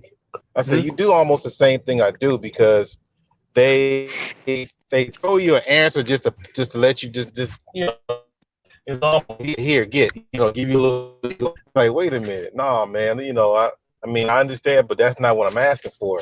Could you elaborate more on this, blah blah blah. I hear your conversations, because I do the same thing. It's like, no, you can't just say no to drugs and go to school, or what, stay in school. You got to give me some stuff. And you being 40-something years old, I know there's some intelligence there. So I need you to give me more information than what you're giving me. See, for me, I think so many people want to I have an totally image. People want an image, and I'm cool with that. But if you present your image to me, I'm going to ask you to explain it so that I can understand it. And if I can't totally grasp what you're saying, I will just ask you more questions until I get the clarity that I'm looking for. And it's never to tell you that you're wrong. It's just that I don't understand, and can you help me to understand? Well, I still don't get that. You have That should elaborate be on an this. honor. That should be an honor. I mean, that should be an honor that you would be, trying to pull more out of the person, because a lot of people speak in absolutes, or they try to give somebody a label because they said something that they didn't really understand yet. But you're still trying to pull it out, and it's crazy because people don't understand when you do that. Most people would answer something to you, and then they think back like, "Dang, I didn't know I was that deep. I told this brother that," because they didn't know they didn't know it was in them. So that's what these dialogues are supposed to be. You're supposed to be pulling as much out as possible and not being, what do you call it, echo chamber from somebody else's panel or circle. That's what I always keep encouraging. Do you? Yes. Yeah. I want a different conversation. Meaning, we can always talk about the same circular things, but I want to understand the motivations of people.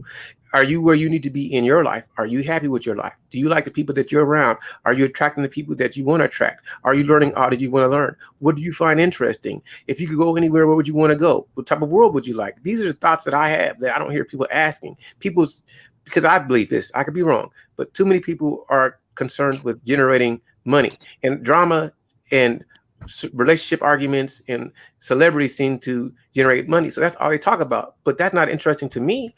I'm interested in, okay, I need a job. Where can I go to get a job? What can I do to create benefit for the community? How do I establish a strong community? If I'm going to be a parent, what type of woman should I pick? How can I be a man who loves women without making them feel less than? Those type of questions. How can I make a better community? When should, as a man, is it too late to try to be an entrepreneur, which I don't think is ever too late. But those type of questions I want to hear that I really don't hear. And it's usually some type of antagonistic attack on somebody else's ideology, which is irrelevant. Like, these conservatives, these liberals, these Gen Xers, these millennials. What does that got to do with anything? Listen, are you happy? Do you like? I will say this: I never had an obvious mentor, but all of the brothers and sisters that I meet that I find positive are mentors to me.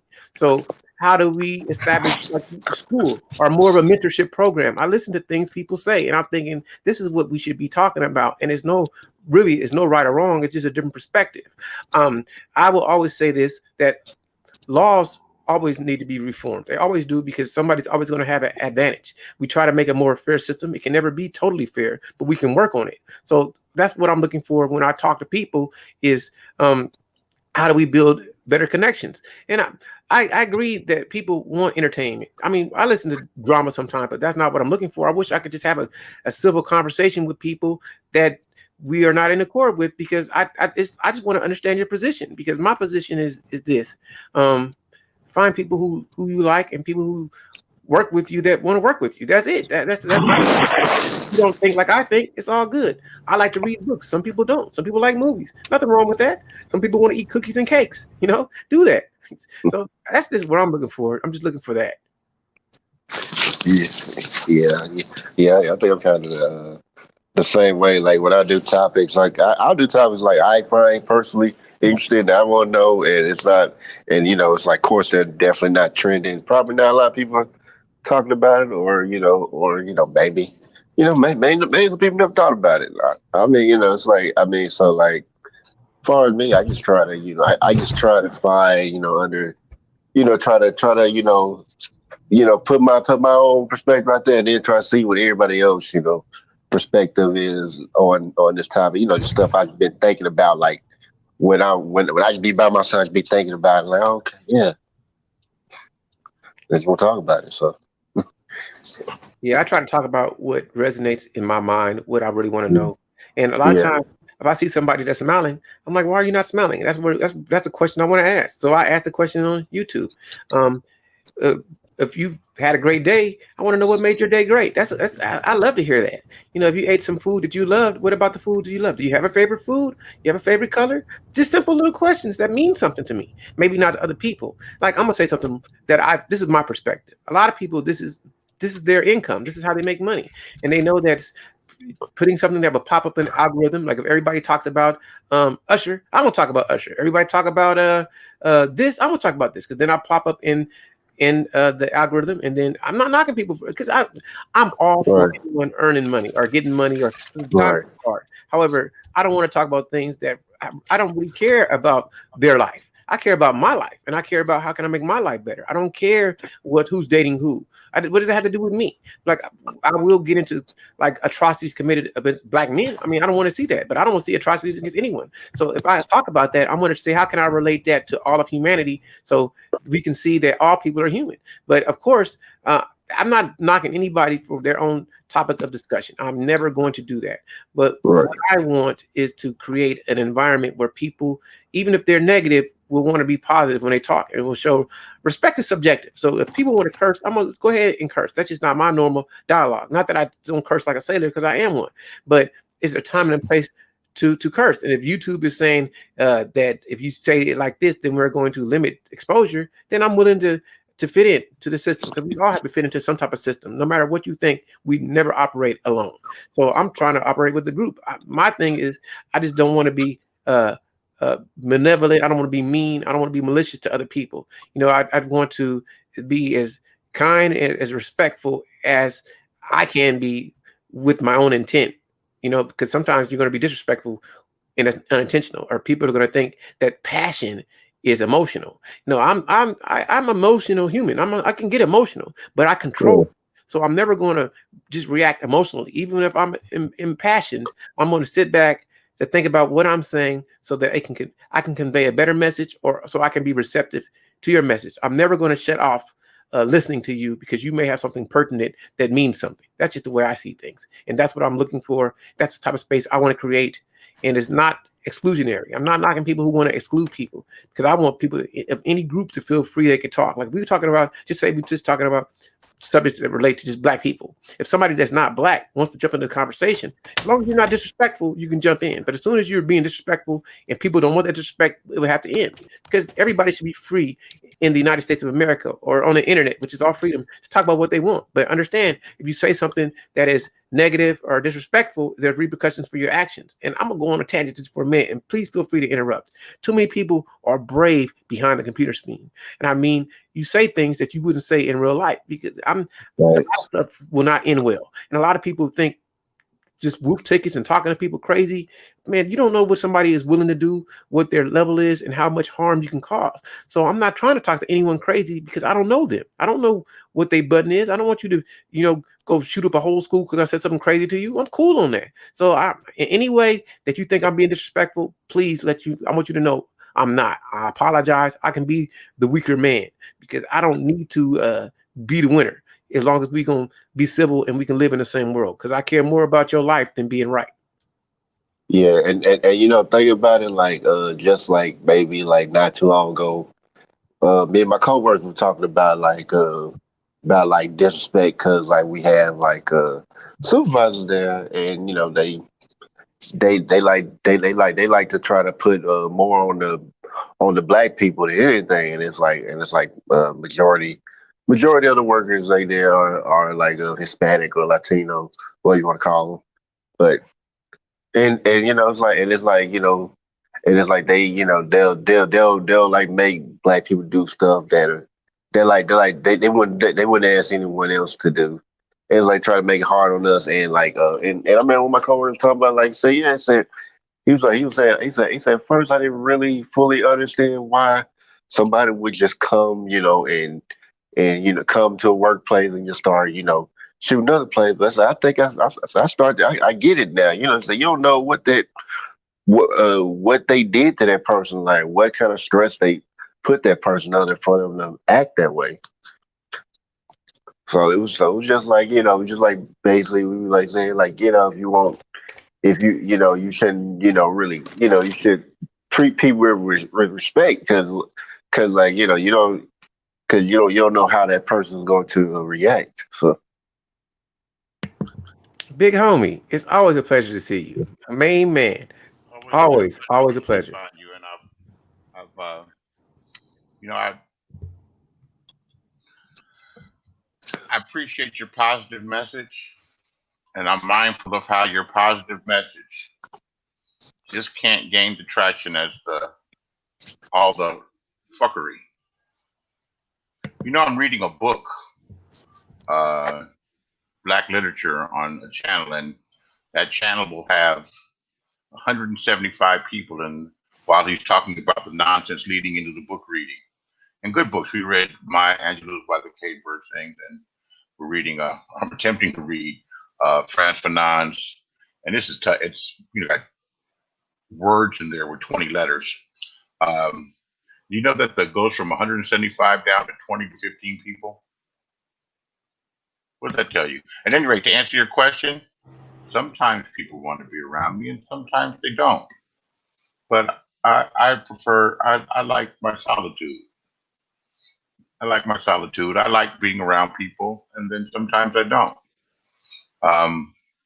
People are going to have a hard time being around me if they can't keep it 100% real. That's the answer to the question. I appreciate your answer. I also appreciate when you speak, because sooner or later I know I'm gonna laugh my ass off. And you know, like I tell, Go ahead. huh? I'm sorry. Go No, ahead. that's cool. For me, like I tell anyone, you're free to say what you want to say. I'm never going to tell people not to use profanity. I'm never going to tell people, if two people want to engage in any type of dialogue and they get combative with each other, as long as they agree with it, I'm all for that. Just me. What I'm about myself, I'm just not here to attack you, because really what you think or don't think is really inconsequential to my life. My life is great. So nothing that anyone can say is really going to change the way that I live my life. Exposure, man, I'm open. So people, I'm not hiding nothing. I just don't say stuff, but I have no secret. I'm in Los Angeles. I'm in Carson. I tell people I'm not trying to worry about anything, because I am who I am, and you're going to think this or that. And who am I to answer anything to you? I don't owe anyone anything. So all I owe to myself is try to be the best human I can be, and learn and grow and be receptive of other people's input, because interacting with other people helps me to improve. That's why. Did you just say Carson? Oh yeah. Oh my God, really? Yeah, you didn't know that? Are you a code or a pilot? I went to Manning. Oh, okay. Yeah, I know you teach at Carson, right? Carson High? No, that's where I graduated. Oh, I did not know that. Yeah, I know where Carson's over there, like right before Torrance. I never knew where Carson High was. Yeah. Banning, I had cousins that went to Banning. In fact, you probably know me in real life. I don't even realize it, but maybe not. Yeah, that's why I was asking. I was like, okay. Have to see. Yeah, I went to Curtis and everything. I know Carson all the way. Curtis is on Helming. Yeah, Mm-hmm. I mean, guess what? My well, not cousins, and I had cousins that lived on Helming that would go visit, but one of their DA. One of their neighbors, I used to go over there all the time, as not as a kid, as a young adult. It didn't play that much, but one of their neighbors that used to come over their house ended up, we ended up, having a little thing going for, a couple years. So we would go over there and visit her mother and I know it's on Helming, HELMICK. Yeah, that's DA. That's Del Amo. What I would say this, I'm not like a lot of people are. That's the Del Amo area of Carson. Yeah. Yeah. Okay. I don't know Carson that well. I will say this though, since we're all doing this, and I dig this kind of talk. I, as a kid, as a young dude, we lived in what they called at the time, what they called the county, the unincorporated area off of Del Amo, which is like no, off of Alondra. I'm sorry. Okay. Alondra. Okay, that's Dominguez Hill. That's Dominguez Hill. Yeah, but now it's considered Carson. But we always thought it was Compton. But then it's called the county was an unincorporated area. But I went to with my yellow ass. I went to Ralph Bunch Elementary. Okay, I would have taught there. I almost taught there. In kindergarten, that's when they used to paddle you. No, not only kindergarten. I'm a little older than you guys, I think. But I went there for Head Start when they started the Head Start program, which is like a preschool. Mhm. It started under the Kennedy administration. Head Start, because I remember going there all the time. Yeah, that's small world stuff. But We probably know the same people, man. I No know doubt. that's why you should be nice to me, Art. The whole point I'm making is a lot of people like they got to present an image on YouTube. I'm not presenting an image. There's things I don't say, but I'm no secret. That's what I'm no secret. I'm not trying to be anything other than me. It's people who know me, they don't even know me, but it's cool because they never wanted to know me, and I don't get offended by that because everybody has to do what's right for them, and that's just my whole presentation. I be me. I try to be as much as me as possible.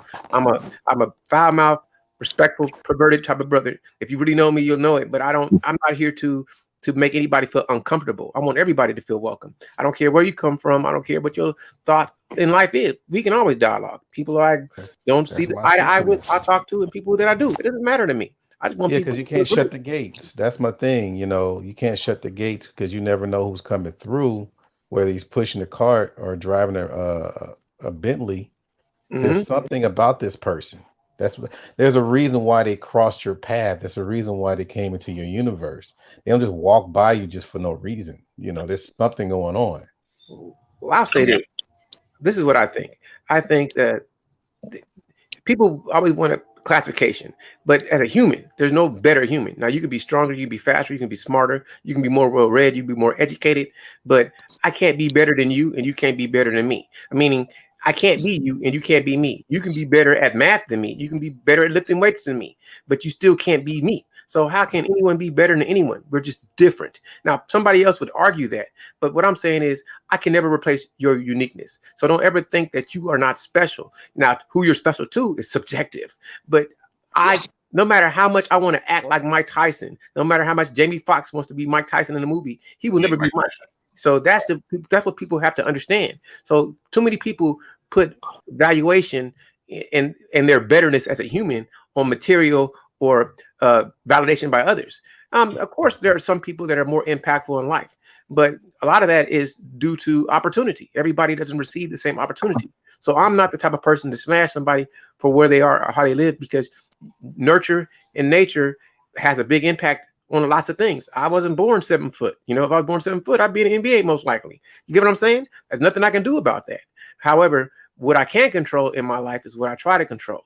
So I just try to be around people that are not going to impact me negatively. And I'm like what you said, Beasley. Sometimes you're going to want to be around people, and sometimes you're not. However, I want to be that type of person that you want to be around. And I'll say this, and this is probably one of the first things I can say. There are a lot of people who got a lot of people following them on YouTube as content creators that I wouldn't want to be around, but a lot of people want to be around them because they listen to them. See, that tells you something. Go figure, man. I know some real live pieces of crap living off of donations. You know, living off of donations that I know are scumbags that wouldn't help. That what do they do? I wouldn't give a cripple crap a crutch. You know, that wouldn't help anybody. You know, that are just foul, really, really foul people. Now, that's not me in real life, and I've noticed. And I'm talking like there's nobody listening, but there's not that many listening. But I know about myself that I will help somebody and be a good person and done good, kind things without people asking me. But on here, it's different from real life. I've built up this villain image, and you know what? I don't regret it because it keeps most people off my ass. The downside, it gets all these weirdos challenging me like they're going to win some kind of damn prize.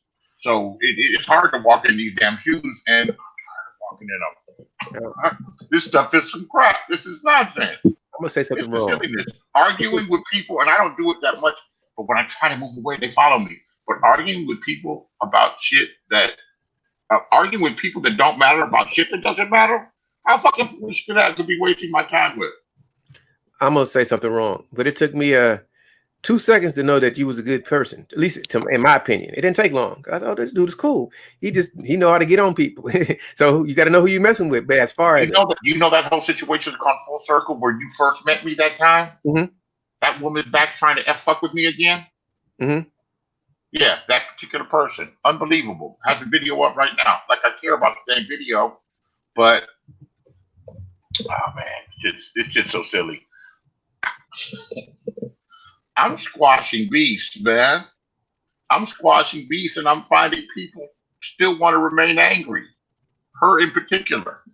Hmm. Like, I'm not your man. I don't have to argue with you. You don't think you matter that much. What's done is done. You know, I can't live my life looking in the past. What happened to Lot's wife? Turn into salt. So That's right, right, and that's a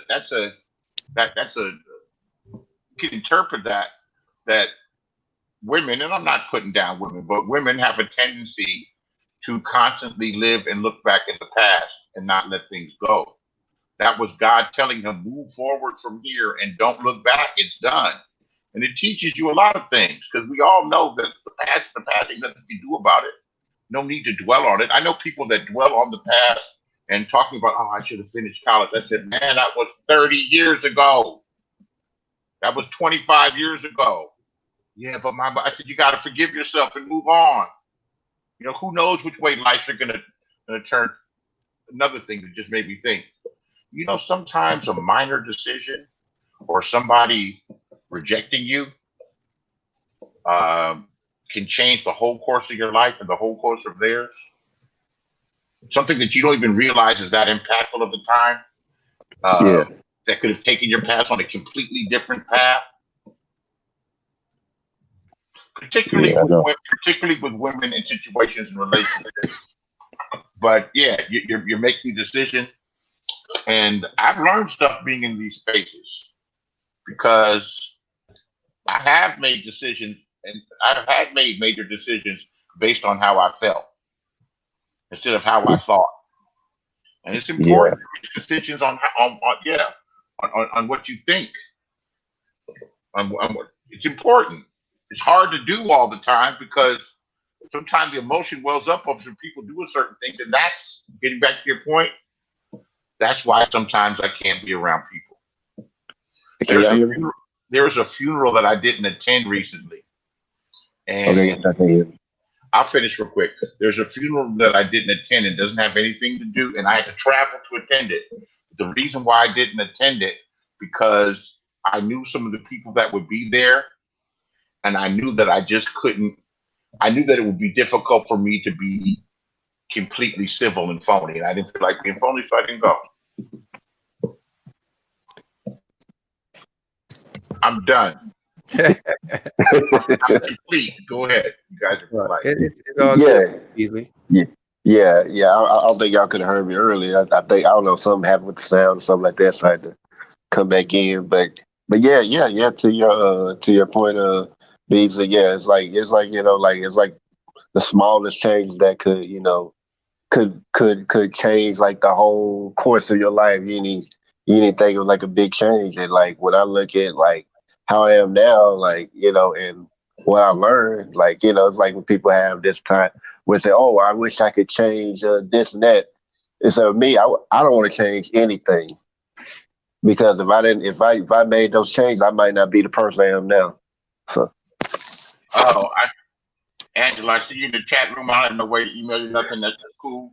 I like you as a person. I respect your intelligence, and I always respect your gangster.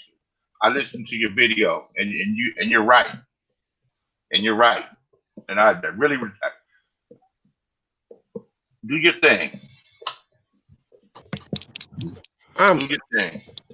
For me, I'm always want my panel to be open for anyone who wants to join. I don't care if you don't think you speak well or if you're the most erudite person on the planet Earth. You should always feel free to come on. But one thing that I will not partake in is just being an agreeing person if I don't agree with your statement. I got to work on saying that, but I think that it's something you're saying doesn't resonate with me. I might ask you to elaborate on it, but I'm not going to co-sign on something, even if I have a difference of opinion. And that's something I got to work on. I got to work on being the type of person that can not be in accord with you, but not make you feel less than. And I'm working on it. And that's probably that's why I don't go to a lot of channels and chats and stuff, because too many people attack other people instead of just saying, "Hey, I don't see it. How do you see it like that? Why? Why do you think like that?" And I'm working. I'm working. Oh, wow. There's some places where, and I frequent them, and I don't frequent them, but there's some places where you can't have a divergent opinion. They won't even let you get it off. They Yes. won't even let you get it off. And Yeah. I like that. You got to give people in the opinion. That's what makes it interesting. If what do they say? If everybody's thinking the same thing, then somebody ain't thinking. Man, I went on Mr. Fantastic panel 2 days in a row, man, and this dude is barking at me. Grown man business with the, you know, you old niggas in this shit didn't wanted some of that whack. That's all you wanted to I could imitate him. Man, he was going hard. I'm thinking, dude, I'm not your daddy. I'm not responsible for my whole generation. And I'm not this simp trick that you talking about. You got me confused with somebody else. He says, why are you making the person like you screaming and hollering at me? And you can't tell me that shit ain't daddy. Is this fantastic man. or somebody Oh, on man. his panel? Oh yeah, that's Is this fantastic or somebody on his panel? It's somebody on his panel. But Oh, Mr. Fantastic did the same thing. I'm like, all right, let him get it off. I said, and I said it as a joke. I said, Fantastic, I'm gonna sit here and take this abuse. I'm gonna try to keep it right. You need to hit the cash app. He hit the cash app. I said, all right, you pay for it, I'll take it. And man, what's wrong with these young? And this ain't no kid. This is a 40-year-old man blaming me for whatever. How the fuck am I responsible for a whole generation? I know what you're talking so, about. yeah. This is the same. Yeah. Yeah. Yeah, I mean, when I came with YouTube, I see like so many. It's like I'm in my 30s, and like I see more 40 and 50-year-olds acting like children. I ain't more mature now. I'm like, what's going on here? He said that it should be the other way around. Like I shouldn't, I shouldn't be more mature than people older than me. He was preaching and he was going hard. I was like, you gotta stop sometimes. And I kept saying the same thing over and over. I'm not responsible for the whole generation. I've been trying to live my life. Yeah, I've been trying to live my life. I said, most people, he said, you didn't do nothing about feminism. I'm like, how the hell am I going to fight feminism? That ain't my duty. I'm trying to pay my bills, live my life, and get a little bit extra and have some fun. You didn't do this. You didn't do that. You're in the nursing home. I'm like, I'm not nursing home age. It was something else, but it's something else. And he's looking at me, then I got to thinking, do you know who you raising your voice at? I still am Beasley, motherfucker. But I didn't go there, and that means that I'm improving.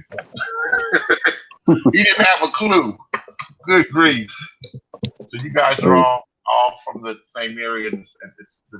You can be from the same area, but if you're not from the same era, there's a good chance that you don't know each other, wouldn't have crossed paths. Yeah, we probably, because I graduated in the 80s, so I think we were about in the same ballpark a little bit. Plus I knew people from Banning and Carson because that Curtis is the hub. Okay, that's a big junior high school, right? Yeah, right now it's like a bunch of Compton kids over there. It's not really Curtis anymore. Things change. Yeah, it is changed, man. It's same thing with Gardena. And the whole COVID has changed everything because I like to hoop and all the courts is closed, all the gyms are closed. So the world is different today, man. It's really changing. Sad in a way. Carson is not really black anymore. It's like it's mixture. It's very much mixture. Mostly Latino and Filipino now. Most people who stay here are kids that move back or older people. That's so a lot of children who graduated in the 80s and 90s, either they took their parents' house or they end up buying a house in the community. I know a lot of my friends did the same thing. As soon as they got a chance to buy a house, they bought a house. You know what I mean? So because Carson was known, like Carson, the Delamo area, because you had the west side and the east side, that was known as the Cosby Show. Because we had celebrities. I didn't even know. We had Magic Johnson staying there. Brandy grew up around here. The boys, a lot of people. I met them. I used to work at Alpha Beta. Yeah. Debo, remember Debo? Debo's from Friday over here. I bagged his groceries. I remember all that, man. I was at work working right by Crown's Drugs. Mm-hmm. I was right there. Yeah, the neighborhood. See, it's weird. I talk to people, but most people ain't gonna know it. That's how I know you old Alpha Beta, the boys market. Alpha Beta. I was wearing a vest and the tie and all that. And pushing cars. We've probably seen each other before. I'm telling you. You've seen me. You know what I look like. So I know you had to say he looked familiar. Yeah, but you got that facial hair. Go ahead. No more Boys Market. Boys Market was Yeah, everywhere. Boys Market, Yep. it was right there on Avalon, further Yep. right by the But they freeway. were all over LA. I grew up down the street from. Grew up down the street from Boys Market. I never knew the difference though, but I just got whatever I had to get because it was nearby. Right. You know, you had to get some eggs, go get some eggs. Magic Right. Disc. Like a lot of people Yeah. come from this area. You know, Yeah, the Magic whole Disc was right there by Alpha Beta, by Crown. that's the origin of Kendrick Lamar and all of them is Magic Disc Records, and people don't even know that. Magic Freddie Disc. Carson. You had the Gas vacuum cleaner repair over there, the barbershop, Addie's Beauty Supply. You know, Yeah. I know all of that, man, right there on University. Yes, sir. Yes, sir. It's just, you know, I'm, you know me, I love the world, man. I'm gonna say something, Beasley. You just said something, and I try to support the brothers and listen to other people's streams, but it's hard for me because they always go in. It's so I can't support you when you always going in on other brothers about nonsense. Just because they don't agree, it's like it's too much disrespect. And I know it's entertaining and people want to support it. Yeah, That's but just not me. for that, no. But you know what? Let me get a chance to articulate my view and get it out. Mhm. We were talking about, and then when all three of them jump at the same time and they think it's funny, I'm like this. I said, I'm not going to do it again. I listened to BGS. He said, I'm not going over there again. I was like, I shouldn't go over there again either. If you're not going to let me, not be long-winded, but if you're not going to let me try to explain my point and open your mind up, and you're going to persuade me that I know any different, that man, I can't think of his name. That's what it is. That's what it is. I mean, if you heard me yesterday, I had to really put that out there. The reason why I don't go, I mean, I support these brothers from afar. Me too. But the reason why I don't hit these panels up like I used to is because I'm too old for these motherfuckers. I'm too mature, man. I'm accomplished. I'm not gonna go back and forth with someone 15 years younger, 10 years younger, like they try talking to me like I know, like they know the birds and the bees, and I'm sitting there learning. I'm like, no, man. You know, I was there to do my support and whatever else they needed. But when they started doing that other kind of stuff, it's like my work is done. That's how I feel. I want to support you. I do, because you're a brother. I really want to support you, but I'm not supporting you talk crazy to people that ain't coming at you crazy. We could all be wrong, you know? So I just, like Brother Art, you said, we may see it differently, but I don't have to destroy you for it. It doesn't make me feel well. And like I say to anyone, they're always welcome to come and talk to me. What? And that's when you take a cause a little bit too much. When you can't, when you're going to try to beat somebody down, and not hear them out, a mind is like a parachute, if it's not open, it's not going to work. And if you're going to convince me that, what was the brother outside of Chicago behind the Wendy's? They burned the Wendy's down afterwards. That was drunk. That was asleep in the car and drunk when the police came in. In Atlanta, I forgot his name. Rashard Brooks, was that his name? Yeah, Brooks. Yeah, that's his name. All right, Brooks.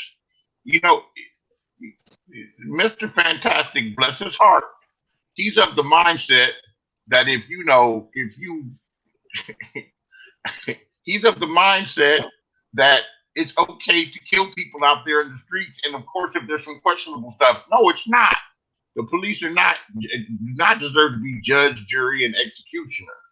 And, I guess they act like they live their life and they've never, they've always been on the right side of the law. But it's that mindset is really something else. And he's serious. It's a campaign. And then that's potentially dangerous.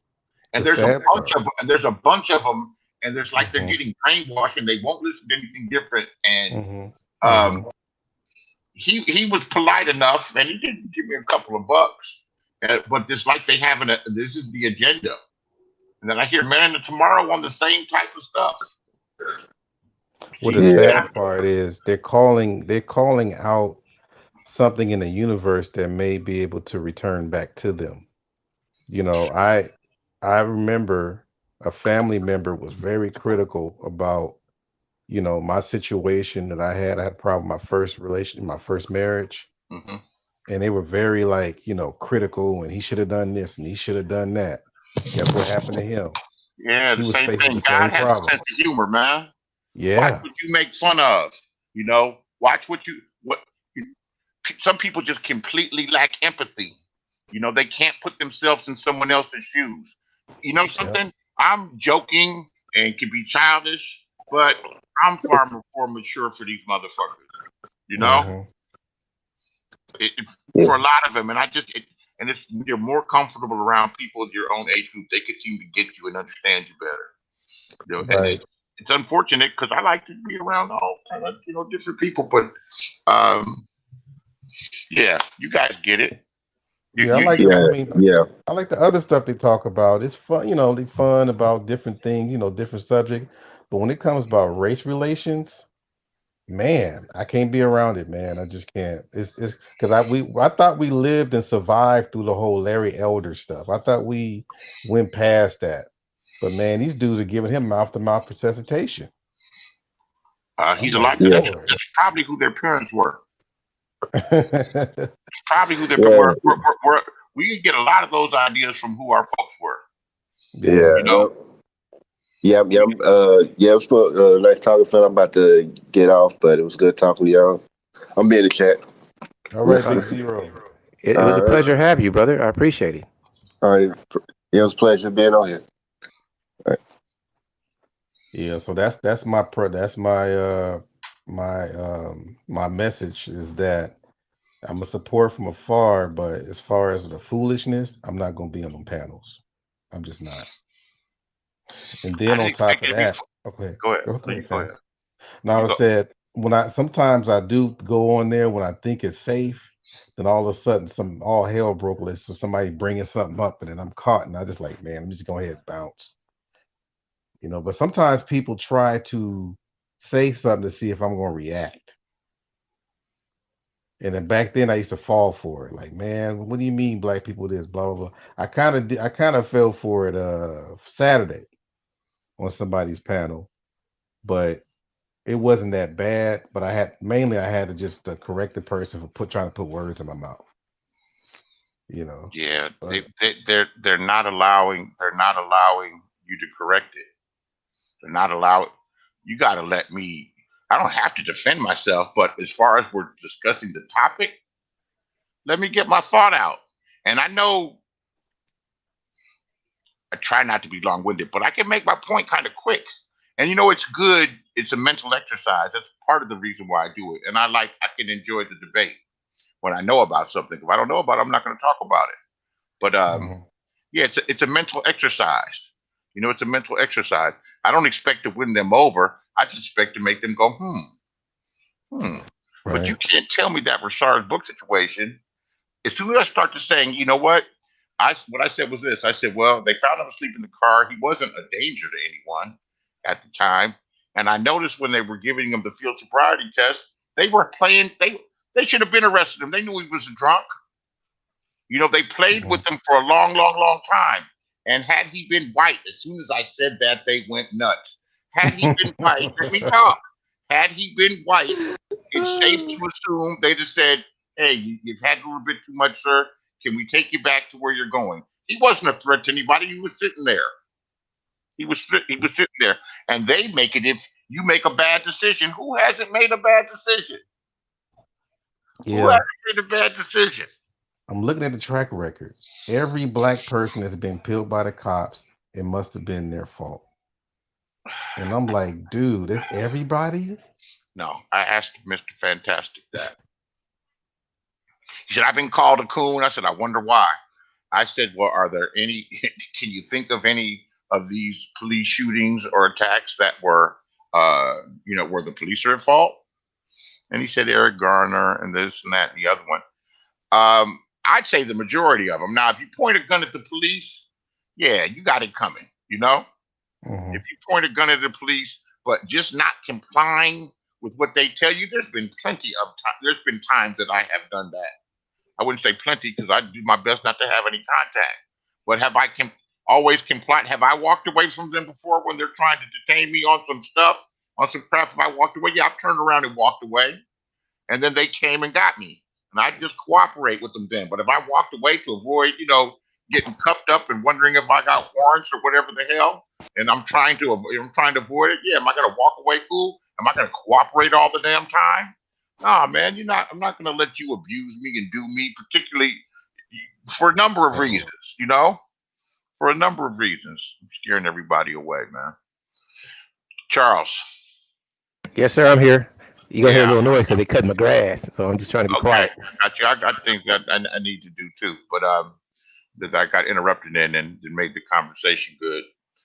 Because that's what I do. But that's interesting that you were there the night that I was playing with them, and you thought it was amusing. They thought it was amusing, and I started coming around. But I noticed that people hold grudges when you outwit them, and I don't know. I see that you took a break. That was good. It's like I was calling you like, the Black Apostle of Peace. Because I noticed when you disappeared, because I was up to you. I didn't always come to visit.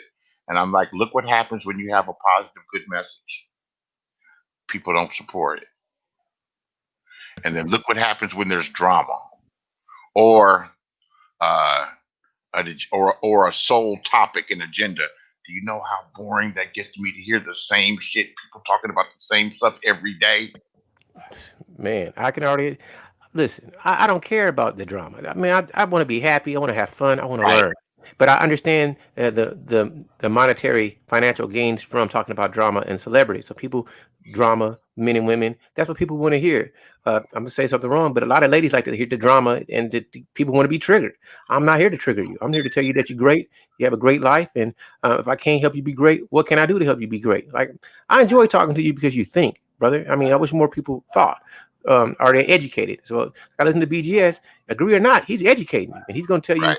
at least the good things. He'll and even the stuff that he doesn't agree with, he'll tell you why and give you facts and figures to support his perspective. And I appreciate that. Right. So Right. it's not about From qualified sources. yes. So it's not about always saying what you want to hear. It's about if you don't come at certain people disrespectfully, they won't come at you disrespectfully. I'm not here to win an argument. I'm here to, if I talk about something, to at least know what I'm talking about. And if you can teach me, I stand corrected, because I make mistakes all the time. I may talk to somebody about some place, I think I know it, and they correct me. And I say, well, thank you for educating me, because right and wrong to me, unless it's quantified, is always subjective. You know what I mean? And like I say, laws change. Something that was illegal yesterday is legal today. That people can't entertain an opposing viewpoint, even if it's and I've grown into that, but that people can't entertain an opposing viewpoint, and they're going to get that angry about it, that, and they're sincere. They're not like trolling. I don't get that. People are going to think what they think. Someone asked me, I bunch around in these other little areas where there's white folks, and I've ran into some Nazi dude, and we get into, he says something to me, I say something to him, and it gets all nasty. Then the next day he chilled out. And they're like, how could you do that? And how could you be calm and simple with them? I was like, you know something? I appreciate he's telling me who he is. Thank you. I appreciate you telling me who he is. And who's gonna blow? What building's gonna blow up, and right. all that. Right. You're gonna right. I appreciate you telling me who he is. I know who he is. Let me see what else about him. Let me see what else is going on with him. Let me see why he got here. Just check Who are your friends? Tell me about your friends. Yeah. Tell me about your story.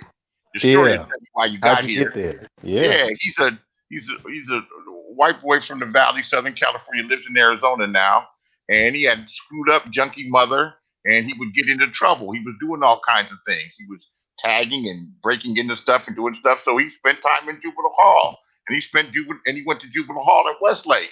I was like, oh, you were down there with the cholos and the gangbangers. They gave you hell. They probably turned you into a little Nazi and hate Mexicans and hate everybody else. I said, oh, that plays a part of it. That plays a part of it. Or they didn't turn you, circumstances turned you. And who knows what they might have done to you. So and once you understand somebody, they're easier to take. Do I want to continuously be around them? No. But I found out his story, and it's not that important. Someone said, how could you be friends with him? I'm like, I'm not friends with him. I'm just talking to him, trying to understand. How does it go, Art? Knowledge, wisdom, understanding. Once you've got Power. yeah, right, power. Yeah, the power of being able to not become emotional and angry over people with different opinions and viewpoints. How could I expect people to think like me when they don't have my history, my story, my upbringing, and my experiences? You And understand? that shit's just too much like common sense. And You understand how many hillbilly friends you can have at Home Depot when you working there in Pacoima? I can't, It's I can, right. very interesting. Well, I know that you do that. I know that you do. I know that you do that. I mean, I've got an idea that you do that because we've spent a lot of time talking. Yeah, because I listen, and so the thing is, you got to find out their soft spot, and I think most of these hillbilly soft spot is family and tradition, right? So then later on, they get a little comfortable and they start speaking a little something. It's like, wait a minute, why you feel this way about such? And then later on, they start letting it out. I don't know how, but they let it out, and you like, okay, well, all right. I had one. Oh man, long story short, he told me a nigga joke one day. Right, trying to get a reaction out of me. I guess you would call it. It's before the worst. Like you telling me, like, all right, I'm not moved. Right. Then he told me another one that I was, that I laughed at. Yeah, I laughed at it. It was during Tiger Woods. We're at the fancy athletic club downtown. We're both members of. And he said, and this is when Tiger Woods, this is 2004, 2005, when Tiger Woods was winning tournament back to back, and he would bet like $5,000 for Tiger not to win the tournament at even money, and he would lose this money. He's a gambler, but he said, "Is Tiger Woods? Is his mom Thai?" I said, "Yeah." She said, "Is his father black?" I was like, "Yeah." He said, "Is Tiger Woods a tycoon?" I was like, oh. I didn't see that one coming. And he would do that with black people. Their club, right? And then he would tell, Jewish jokes to the Jews. He's just a jerk. He's a really Don Wrinkles. The joke is funny. If the joke is funny, it's still funny. I don't care what people think. If it's funny, it's funny. Tycoon made me giggle. One of the other one didn't make me giggle, but I've said it. I've said it, and it's so. Lo and behold, we've got wagering and gambling in common and other stuff. So one night I went by his house because he asked me to come by and about something and whatever. I knew that his weak spot was this Asian girl that left him. So this is after months and months of nigga jokes, and I would watch him. So I knew that it was a soft spot and that he was an alcoholic. That was, he would go to meetings and everything. But this night he was drunk, and he said to come by, and I was close by, and I came by there. Got a big, beautiful house that his parents had left him. But he started talking, and then I started talking about how his Chinese girlfriend, his Asian girlfriend that left him, how she was enjoying a black man right now. Big black man, way bigger than you. And I kept going in on it. And he started crying and everything. He says, "It was mine." But she was mine. I said, "She's not yours no more. She's gone. And that's why I know." I said, he said, "How do you know?" I said, "Because I saw her." "How did you know?" "Don't you remember you showed me her pictures? I saw her down at the bar and the other and got him." Oh, man. Oh, boy. It took months, but I got him back for all them things. He said, "I'm sorry that I ever said those things to you." I said, "I never met anybody like you that did this." What's the point of the story? I don't know. I think the point was that you can always learn by talking to different people, and sometimes they're going to say things to push your buttons, but it's how do you control your emotions to be able to respond to them. That's what I took from it. But he had the power. He just explained that he still had the power by listening, because he got the knowledge, wisdom, and understanding based on other people's energies and experiences. There's more to his story. He also, lived in Italy as a kid, and he could speak Italian, and we had Mercedes in common. And I knew that he was never really just a friend, but He helped me. He sent me to a place where I saved money. I used his contacts too. He's still a jerk, and I got him back. And then, after I got him back, I never really felt that bad. But I said, one day I'm going to get you. So I just waited my turn to get you. Yeah. I share too much on some of these things, like no one's listening, because people go back. We're listening. Trying to turn over no, I'm talking about, sometimes I do this and there's 150 people listening. Mhm. But, I've been trying to be this good guy, read books, do some positive things. You know that there's people that follow me around to trigger me, follow me around. Seriously. That's life, brother. That's life. People are always going to try to push It buttons. ain't like what goes on in the internet. It's is almost kinda like weird. he's over here. It's You're kind of lucky weird. they never followed me to your place, Art. Oh, they did. Remember? Oh, I don't A remember. couple of them. Your girl and all. They followed. A couple of girls followed you. I can't Probably is remember. what it is. No, they weren't followed. Oh, no, yeah. Well, those particular ones. Because you must have got them on another panel, and you must have really made them look bad. No. And all of a sudden, they're gonna come over there and get at you. Well, that particular one with the M, your friend, you're like, oh, my sweet mom. Like, how can you say she's sweet? Ain't nothing sweet about her.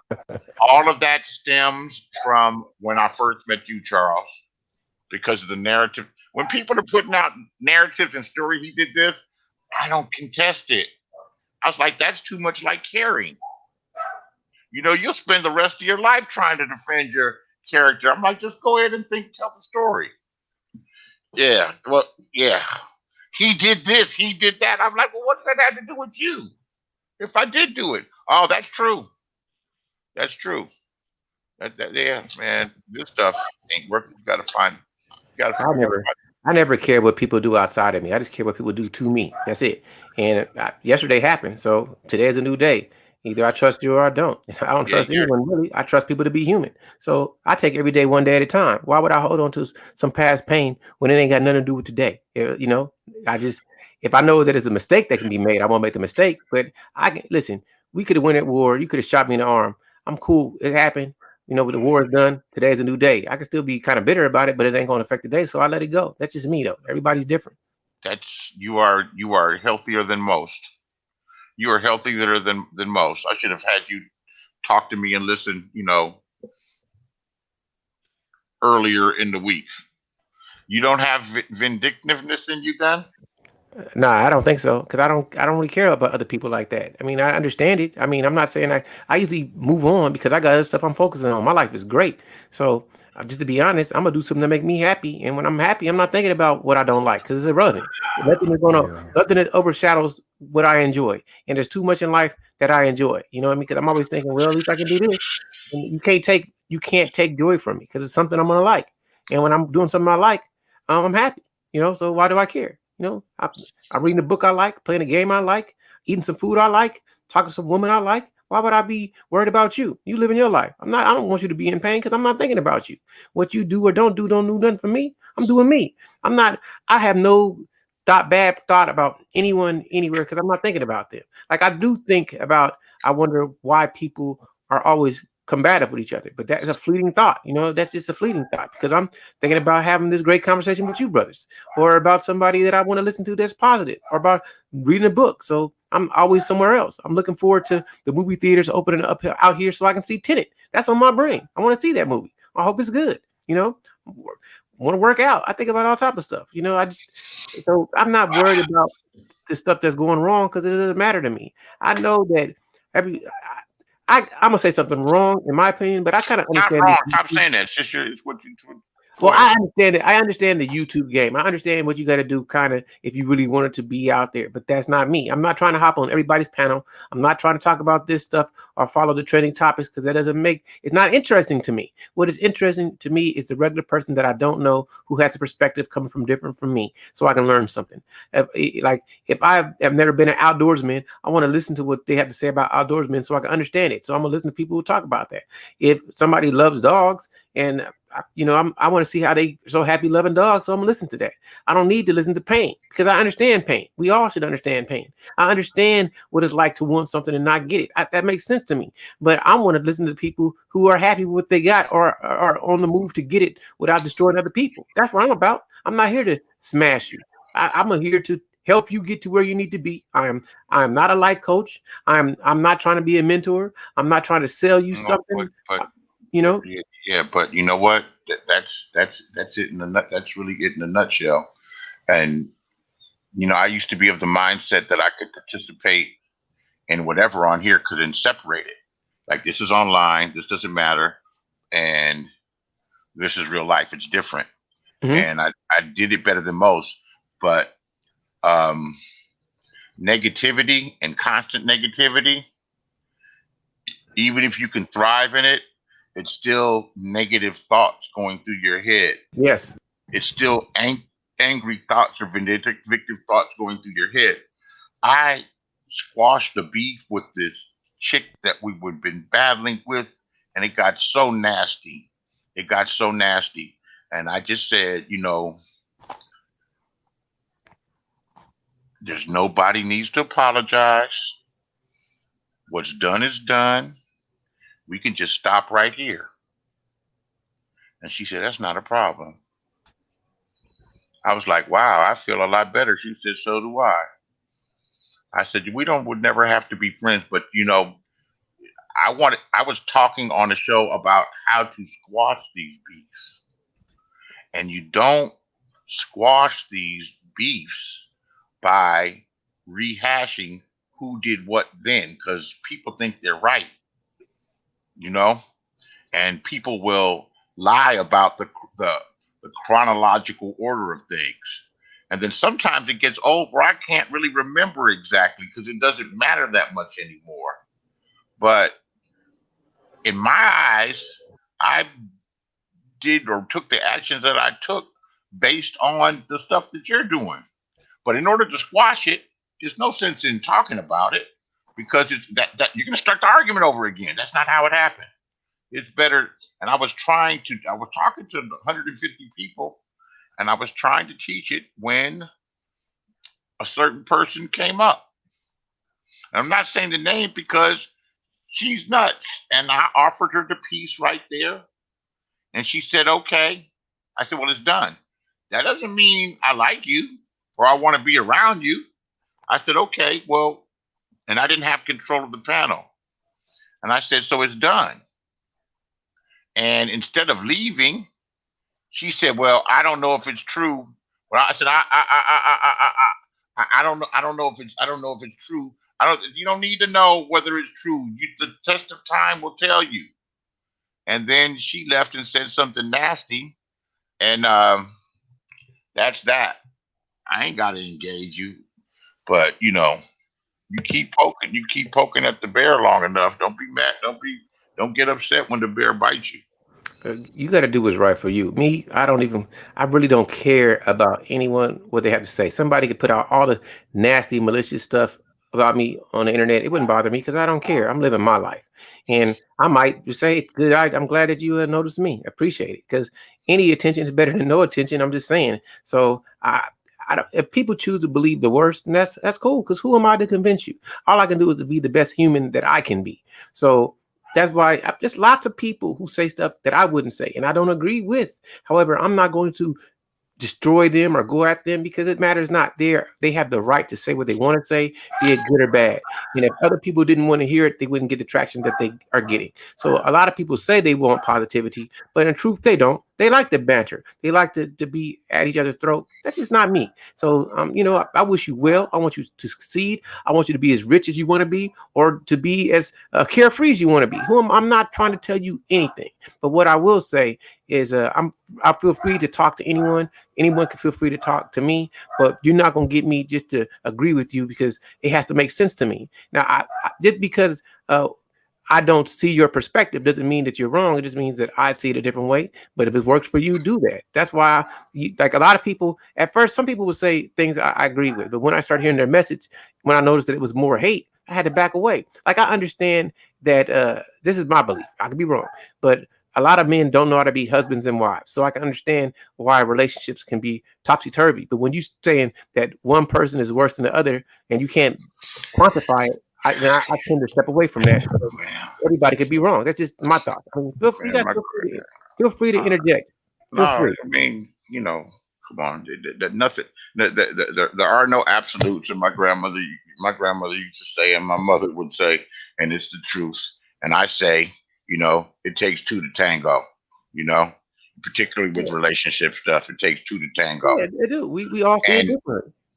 It's.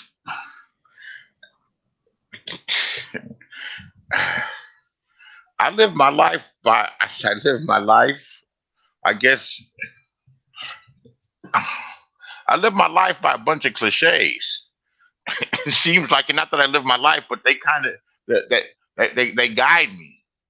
They guide me, and they come from, I guess you would call it a gynocracy, but nothing my grandmother told me was ever wrong. None of my folks told me turned out to be wrong. And of course, you try to prove them wrong coming up, but everything's turned out to be true. Everything's turned out to be true. And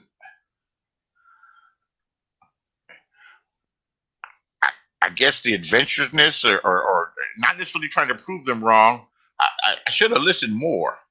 But I did listen. And it's embedded in you. And I'm glad that I have these lessons, because these cliches, there's an answer to them. We were cleaning out someone's house that died. I don't like doing that type of work. Okay, I don't like doing that type of work. It was a family member. Can't we just hire some people? And they said, you promised, you said that you would do it, so I'm going to keep my word. So when we were cleaning the stuff out, and this person had, anyway, I called my grandmother. I said, why was she saving all these envelopes? Why was she saving this? She said, and this was in my 40s. She said, one man's trash is another man's treasure. I was like, oh, one man's trash is another man's treasure. And then I thought about it in terms of, why would he want her? Why would he want her, or why would she want him? But one man's trash or one woman's trash is another person's treasure. Let them do their thing. It ain't bothering me. It ain't bothering me. One of my brothers had a woman who was 7 years older than him. And the manipulative and the stuff that she would do and that she would say, it would irk me. But I would hang out with them, but it would irk me. So I complained about it to my mother years ago. You know what she said? She said, that's his problem, not his. Just took the whole load off. That is his problem. That is not mine. Man, I miss them. I think like that. I have my own issues. My issues aren't yours. And I'm not here to project pain on anyone. That's what I believe. Now, somebody else can believe something else, but I'm living my best life. Whatever you do has nothing to do with my life unless it impacts me physically or financially. Emotions are subjective. Like that, or you'll be miserable. And you see why so many people are miserable. Yeah, emotions completely are miserable. Yeah, I agree. And I'm not miserable. I'm relatively happy, even throughout difficult times, even throughout a difficult situation, because I know that I get through it, because I always do. Them angels be looking out for me, or whatever you want to call them. I think this, man. Tomorrow is always another day, and you got a chance to do it. So do not beat yourself up over yesterday. You can't do it. You got to forgive yourself and like yourself. Yeah, we're all right. You can't get anyone to do anything. You got to do what you want to do, and hopefully you find people that are analogous to you. And if they aren't analogous, then you separate, or you conform to them. It's on you. Yep. You know, when I try to tell these things to some people, seems like it's common sense stuff to me. And I'm not a 12-stepper, but the serenity pair is important, man. The serenity pair is important. It's super important. And I should know it off the top of my head, but I don't want to mess it up. And I do know it off the top of my head, but I don't want to do it when there's even anybody listening and I mess it up. It's all good, brother. If you feel like free and Oh, I'm going to say it because it's a nice, simple thing. And it's the simple things that people overlook and complicate stuff when it's really simple. And it's God grant me the serenity to accept the things I cannot change, the courage to change the things I can, and the wisdom to know the difference. Let me click on this shit and buy it right here. I had to click on it. I Googled it to click on it. God grant me the serenity to accept the things I cannot change. If I can't really change it, just got to accept it. That's why I was so amazed when I hear people that they want to. I always thought it was a joke until I talked to BGS because he was serious about making some corrections in the social order of things. I was like, that's a Herculean task. That's more than I'm going to try to attempt to do. But hey, knock yourself out if that's your thing. The courage to change the things I can. There's some things I got power over. Am I going to be brave enough to deal with it? And you know what? You know what you got power over, Charles? And it takes some courage. Is yourself. Because you can be your own best friend, but many people are their own worst enemies. I agree with you. Only thing you can control is yourself. And a lot of people are unhappy due to them, not no one else. But so many people want to place the blame externally instead of internally. And then they say, well, only if you did this. No, you can't get anybody to do something that you want them to do. You got to start with you and fix you. So you can't say the reason I'm like this is because of you. No, you are like that because of yourself, not me. And I'm always trying to express it to people. Stop saying this is me, it's you. This is what you want. And you're not getting the results that you want. I can't become that. You got to, how can you expect somebody to do something when there's no real incentive for them to do it? It has to be beneficial to me. What you want may be beneficial to you, but it's detrimental to me. It's not going to make my life better. If you can make my life better, I'm going to be for it. However, that's the argument, and people don't understand that, and then they get attack people. But if they were doing something they wanted to do, and they got to give up what they love to do for you, why would they do that? That's the question. If my life is easier and I have more freedom doing this, why would I do that for less freedom and a harder life? It doesn't make sense. And I'm always go ahead, feel free to speak, bro. No, I've spoken. I've spoken. Okay, I've so spoken. And this conversation happened for a reason. Understand. I always think like this, man. I'm always thinking, am I a good person? I'm always thinking, how do I attract more positivity? So if I want positivity, I got to be positive. And I always think that I got to, even though I hope that I could get people that are not feeling good to come to my space, I just create a space that people may come to. And if nobody comes, then that's not for them. However, I'm not working hard to force people to listen to me or interact with me. That's their choice. And if people want to say Charles is good, it'll get out there. But for me, it's just for the fun of it. YouTube is an experiment for me of fun, of connection, and love. And if people don't see it, then it's on them. If people think I'm fraudulent and I'm not really who I am, then that's them. But I'm not here to bash you. I'm not here to destroy you. I want to uplift you. I want you to feel great. I want you to go away tomorrow smiling and thinking the day is better. There's people who talk about the news, who want to talk about negativity. I'm not telling them not to do it, but me, I just want you to feel good. I joke, I can be sarcastic, and I'm not going to tell people how to speak. Because like, you may not hear me cursing, but if people want to hop on my panel and they choose to use profanity, I'm not going to get mad at them as long as they're not hurting somebody else. That's just the way I think. So I just want people to feel good, and that's my whole focus. How can I help you have a better day?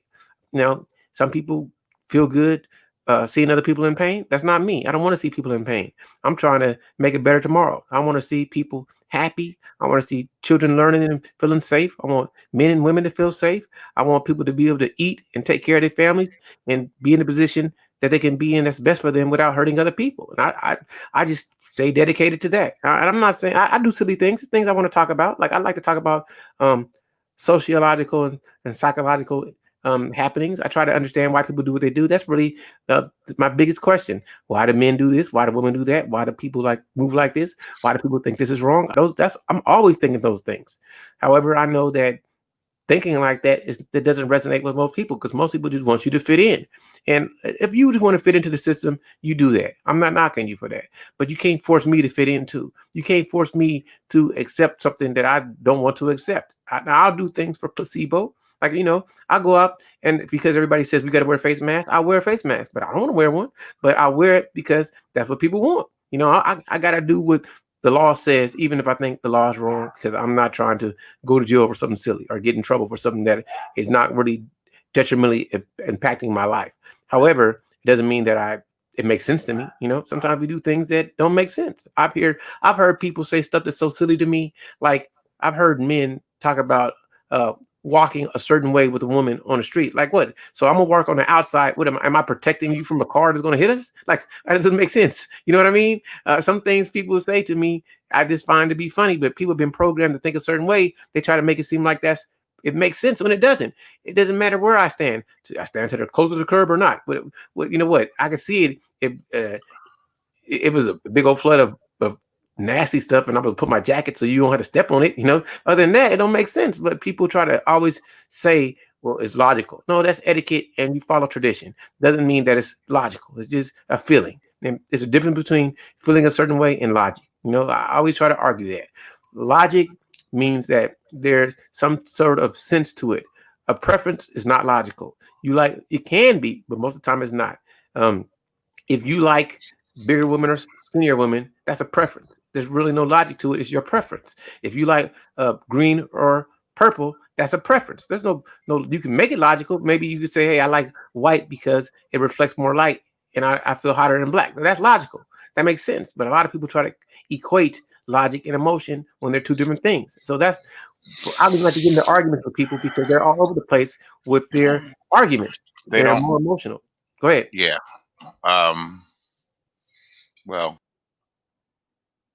you got to go. Well, it's all good. It was a pleasure talking to you, Brother Beasley. I've been running my mouth for too long. I always enjoy dialogue. I always enjoy interaction. I'm always willing to talk to people. I don't do it as much as I used to, but I'm going to try to get back on and just have more conversations on YouTube because it's fun for me and it helps me to grow. Unlike most people, I don't know what is right and wrong for you. I can't tell you what is wrong or right because it's always subjective. I just know what's right for me. And what's right for me is try to be the best person that I can be. I'm not here to attack anyone. I'm not any type of pill. I'm not anti anything. I'm anti-hate. I'm anti don't love humanity. I'm anti hurt people that are innocent. I'm anti seeing people struggle when they don't have to. I'm anti not being empathetic to other people's plight. Even though I'm one of the most unempathetic people that you will ever meet because a lot of stuff is irrelevant to me. I don't care who you love or hate. It really doesn't matter to me as long as you're living your best life. And if you do dislike somebody or you do hate somebody, my question is why? What have they done to you? Oh, I just don't like what they say. Well, how can I hate someone I've never met in life? How can you hate someone you've never ran into in real life and has never did anything to you? I'm not that type of person. That's not me. I don't do that, so I can't resonate with a lot of things. I accidentally disconnected myself. That's okay. Yeah, no, but I said something, and maybe the spirit, maybe the greater forces didn't want me to say it, but it wasn't anything. But you wouldn't know from the way I present myself sometimes that I can get like this, so that I think like this, that I'm aware of stuff like this, and it surprises people. Doesn't surprise me because I know how I think and I know what I do to amuse myself, and I know when I'm serious. But I've enjoyed speaking with you because I don't ever ask myself, I don't ever put myself through the tests that you put yourself through, and maybe I should, and maybe I should. They say a sign of intelligence is making a mistake and not making the same mistake twice. And I don't know if it's even higher intelligence as to not making a mistake at all, you know, having been pre-warned. And like you said, nurture and nature. You know, when you get out there in the world, even though you may know better, there's things that you do and try. There's things that you do and try. And paths that you go down. And, you know, if it weren't for the grace and the nurture that you were given, that you got these little voices. You know, when I say little voices, you know, call them the little angel and the little devil, but you know, those two ladies that I mentioned, and they're gone, and they've both been gone for quite some period of time now. They're still alive, and they're living through me. And then the men too. They taught by example. I found a lot of them had resentments because of the way those two like adored me, you know, and indulged me. And no, that's a trip in itself. That's a whole other story. That's a whole other story. You know, isn't it something that you could have even within a family? You could have emotions so strong as resentment and jealousy just for you being you.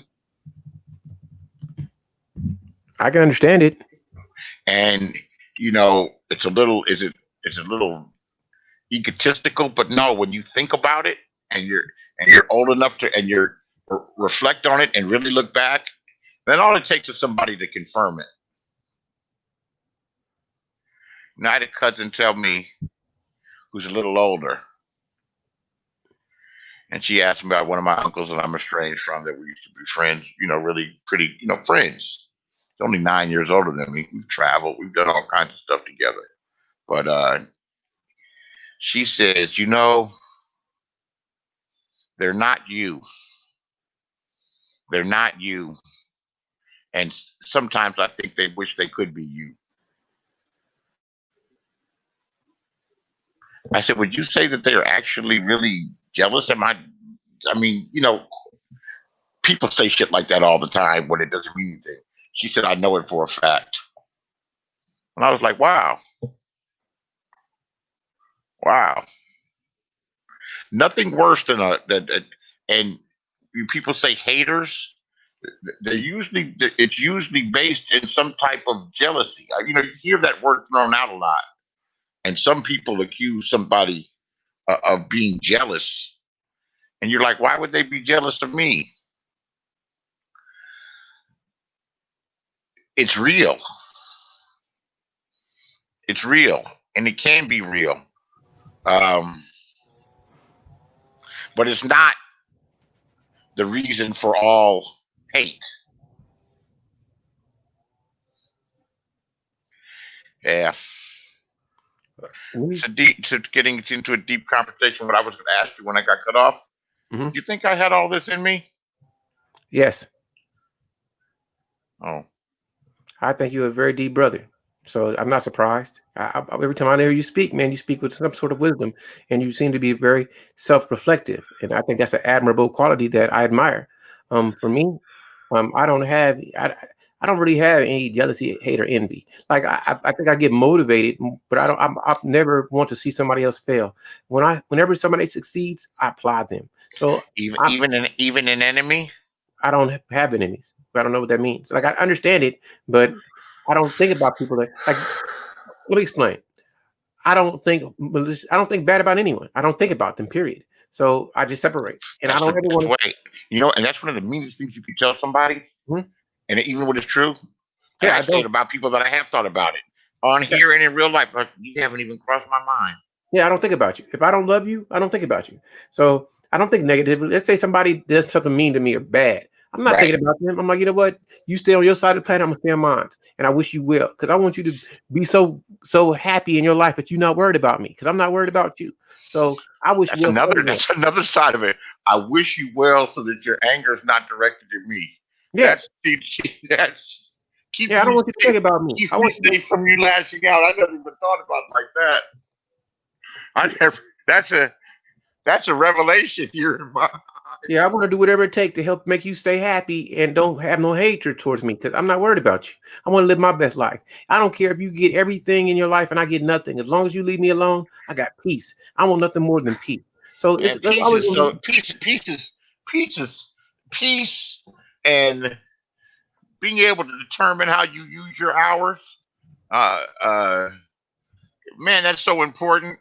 Particularly all of my friends with wives, grandkids, and they're like, man, everybody, that's why they have man caves. Yeah, I don't have no. It's weird for me because I don't like. I critique people, I judge people, but I don't know them, so I don't hold the judgment against them. However, I don't care. Like, I don't wish. I want whoever got 1 million subscribers to get 10 million subscribers. Man, I'm happy to get one. No, I'm talking about YouTube, just like because people talk about success on YouTube. I want people who have $1 million to get $2 million. I want somebody who doesn't like their job to get a promotion. I want you I wish the best for everyone. I don't ever want you to fail because it doesn't. What is your feeling got to do? Does it mean I'm gonna succeed? You know what I mean? Now, it'd be different if we only had one piece of meat and we had to fight for that meat. And now I probably want that meat, but maybe we can split it. You know what I mean? So I'm not trying to take it all. I've got some room to grow. There's some people on here that got some fucked up things coming their way. One of them's going to prison. I don't wish bad on anyone, to tell you the truth. And I'm not trying to this is what I think. I'm not trying to be the king, know all, best anything. I'm trying to be me. And for certain people who are going to like me, you are more than welcome. But I'm not your dominator. I'm not your leader. I'm not trying to say I created this. Like, that kills me about people. Everybody wants to be the first. Hey, man, everything has been done and redone and repackaged and said a certain way. You can't listen. Just be happy with your time. I'm not trying to be the originator. There's going to be plenty of people who are going to play Superman in a movie. So you can't be the only Superman. So that's just where I feel it. I'm just trying to be the best Charles I can. And if I can help you without hurting me, I will. I'm telling you. If you make a t-shirt and I like you, even if it costs more than what I think, I will buy your t-shirt because I like you. Maybe if you got a Patreon, I may not always like your message, but you say nobody helping me, I'll help you. So that's where I look at. That's how I look at it. And I'm never people. I'm not full circle. That's one of the reasons why I don't donate. Yeah, that's cool. I'm not telling nobody. No, not to you, to anybody. Mm-hmm. Not to anybody. Yeah, because I guess it's a flaw. It's all good. No. If I help you and do something that I didn't have to do, because people get donated on and get shit on too. Get shit on and get treated bad. Yeah, it happens though. And kicked off things. Oh, the fury that would rage inside of me. Yeah, I don't take anything personal. It ain't good. It ain't good for them. It ain't good for me, and it ain't good for them. I will let me retract that statement. I don't really take anything personal, but what does bother me is someone who could talk to me and has a problem with me and doesn't bring it to me. Like, that bothers me. Boy, I could tell you some stories, boy. I could tell you some stories just about interactions on here. And this is a microcosm of life. Yeah. Except that, you end up knowing more and having more different information and insights that you would with somebody in real life. I could tell you something. It's all good, though. I'm just thinking. Okay. But it doesn't, like, for instance, though, what I'm saying is I don't mind if people like me or hate me. It doesn't mean anything. But if you can interact with me and you don't like me like that, let me know. That's what because don't act like you like me if you don't. Tell me, hey, Charles, you're not my cup of tea. I appreciate that. Because I'll be more mad if you didn't like me and didn't tell me, because that means I'm causing you pain. I don't want to, if you want me never to come to your space, just let me know. Because that way I won't hurt you. I don't want you to just hold resentment toward me, but you don't tell me. Tell me. Okay, you can speak to me. I'm not gonna take it personal. I take it personal if you're not telling me. But once you tell me, I'm gonna show you peace. People ain't gonna do that. I know, but they should. There are people on here that I've had difficulty. I didn't have difficulties with them. I was straight trolling them in comment section 5-6 years ago. Yeah, because I never knew that I would be in this stuff that long. Never had any idea. If you'd asked me, would you be on this 5 years later? I'd say, I'm tired of that shit. that we made peace. I even told them that it was me that was doing it. Just silly stuff. Getting them angry in comment sections. And I'm talking about angry. Some people get so fired up you'll have 50 posts back and forth. Then telling them about it, they laugh, and then would come on when I was doing shows. Would come on my show, joke around, and everything was okay until something happens to you. Just in whatever something happens to you on here, and there's everyone kicking at you, and they jump in flat in the flames. I said, I forgot that you even had how could you even have a problem? This was 5 years ago. We've gone past this then. They think it wouldn't happen to you. You don't spend any time and haven't spent any time on the negative stuff. Well, not the negative stuff, retaliatory stuff. Are you? Oh, I'm still here. You can hear me. Yeah, I hear you. But your logic makes a lot more sense. I don't know if I'll be able to do it though. Oh man, But you can do anything you put your mind to. So don't ever say it. Just listen. I said I don't know if I'll be able to do it if I'm too set in my ways to wish well for my enemies. Don't think about them. Like for instance, like put it positive to you. You gotta find something else. You gotta find something to do instead of thinking about them. And there's always something positive that needs to be done. Yeah, this is actually work related. And I'm gonna man, you might become my life coach. And I'm like, man. You know what? Even what was I gonna say? Even NBA basketball players have coaches. That's and true. need coaches. Even championship boxers have trainers and managers. So it is what it is. I need some new customers because the customers I do have, they love me. I mean, they love me. They like when I say they love me, they continue to do business with me. You're probably a great businessman. I don't know if I'm that great, but I know how to take care of business and make my word mean something. Yeah.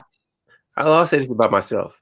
I don't really have a business mind. I've been trying to create it, but I just have a problem taking from people. Or I know fair exchange. I just don't understand the capitalist system is about getting as much as you can for the least amount, and I'm just not really good at that. I mean, it doesn't feel well to me, but that's just my perspective. Maybe I'm wrong. I don't mind people paying for a flat service. This is the service price, but when it's time to negotiate, I'd rather give people more value and not take more than I deserve. And if they want to give me a extra, that's on them. But a lot of stuff I would do for free, so I feel guilty taking it from you. Like, you know what I mean? That's where I think I started business. Yeah, well, I'm glad I don't have those concerns. It's all good, bro. I've been thinking about it for some time. It's just me. I think the system in certain ways and stuff. That's my perspective. Not that I don't work within the system. I just think that a lot of things are overpriced. I think a lot of people, and they don't feel guilty about people being destitute. I remember you talked about the book Propaganda, and I think that a lot of people don't even realize how it works. So sometimes you got to turn off all distractions because it's so easy to be manipulated subconsciously and you don't realize it. So, turn the TV off. I'm not thinking about COVID every day, all day long. I don't think about it at all. Yeah. Yeah. And I think, and I did a lot not to think about COVID and not COVID and everything that was going on in the world. And this is one outlet, but I was spending a lot of time meditating, a lot of time crying, a lot of time keeping my, and it's still important to keep everything cool so I can think.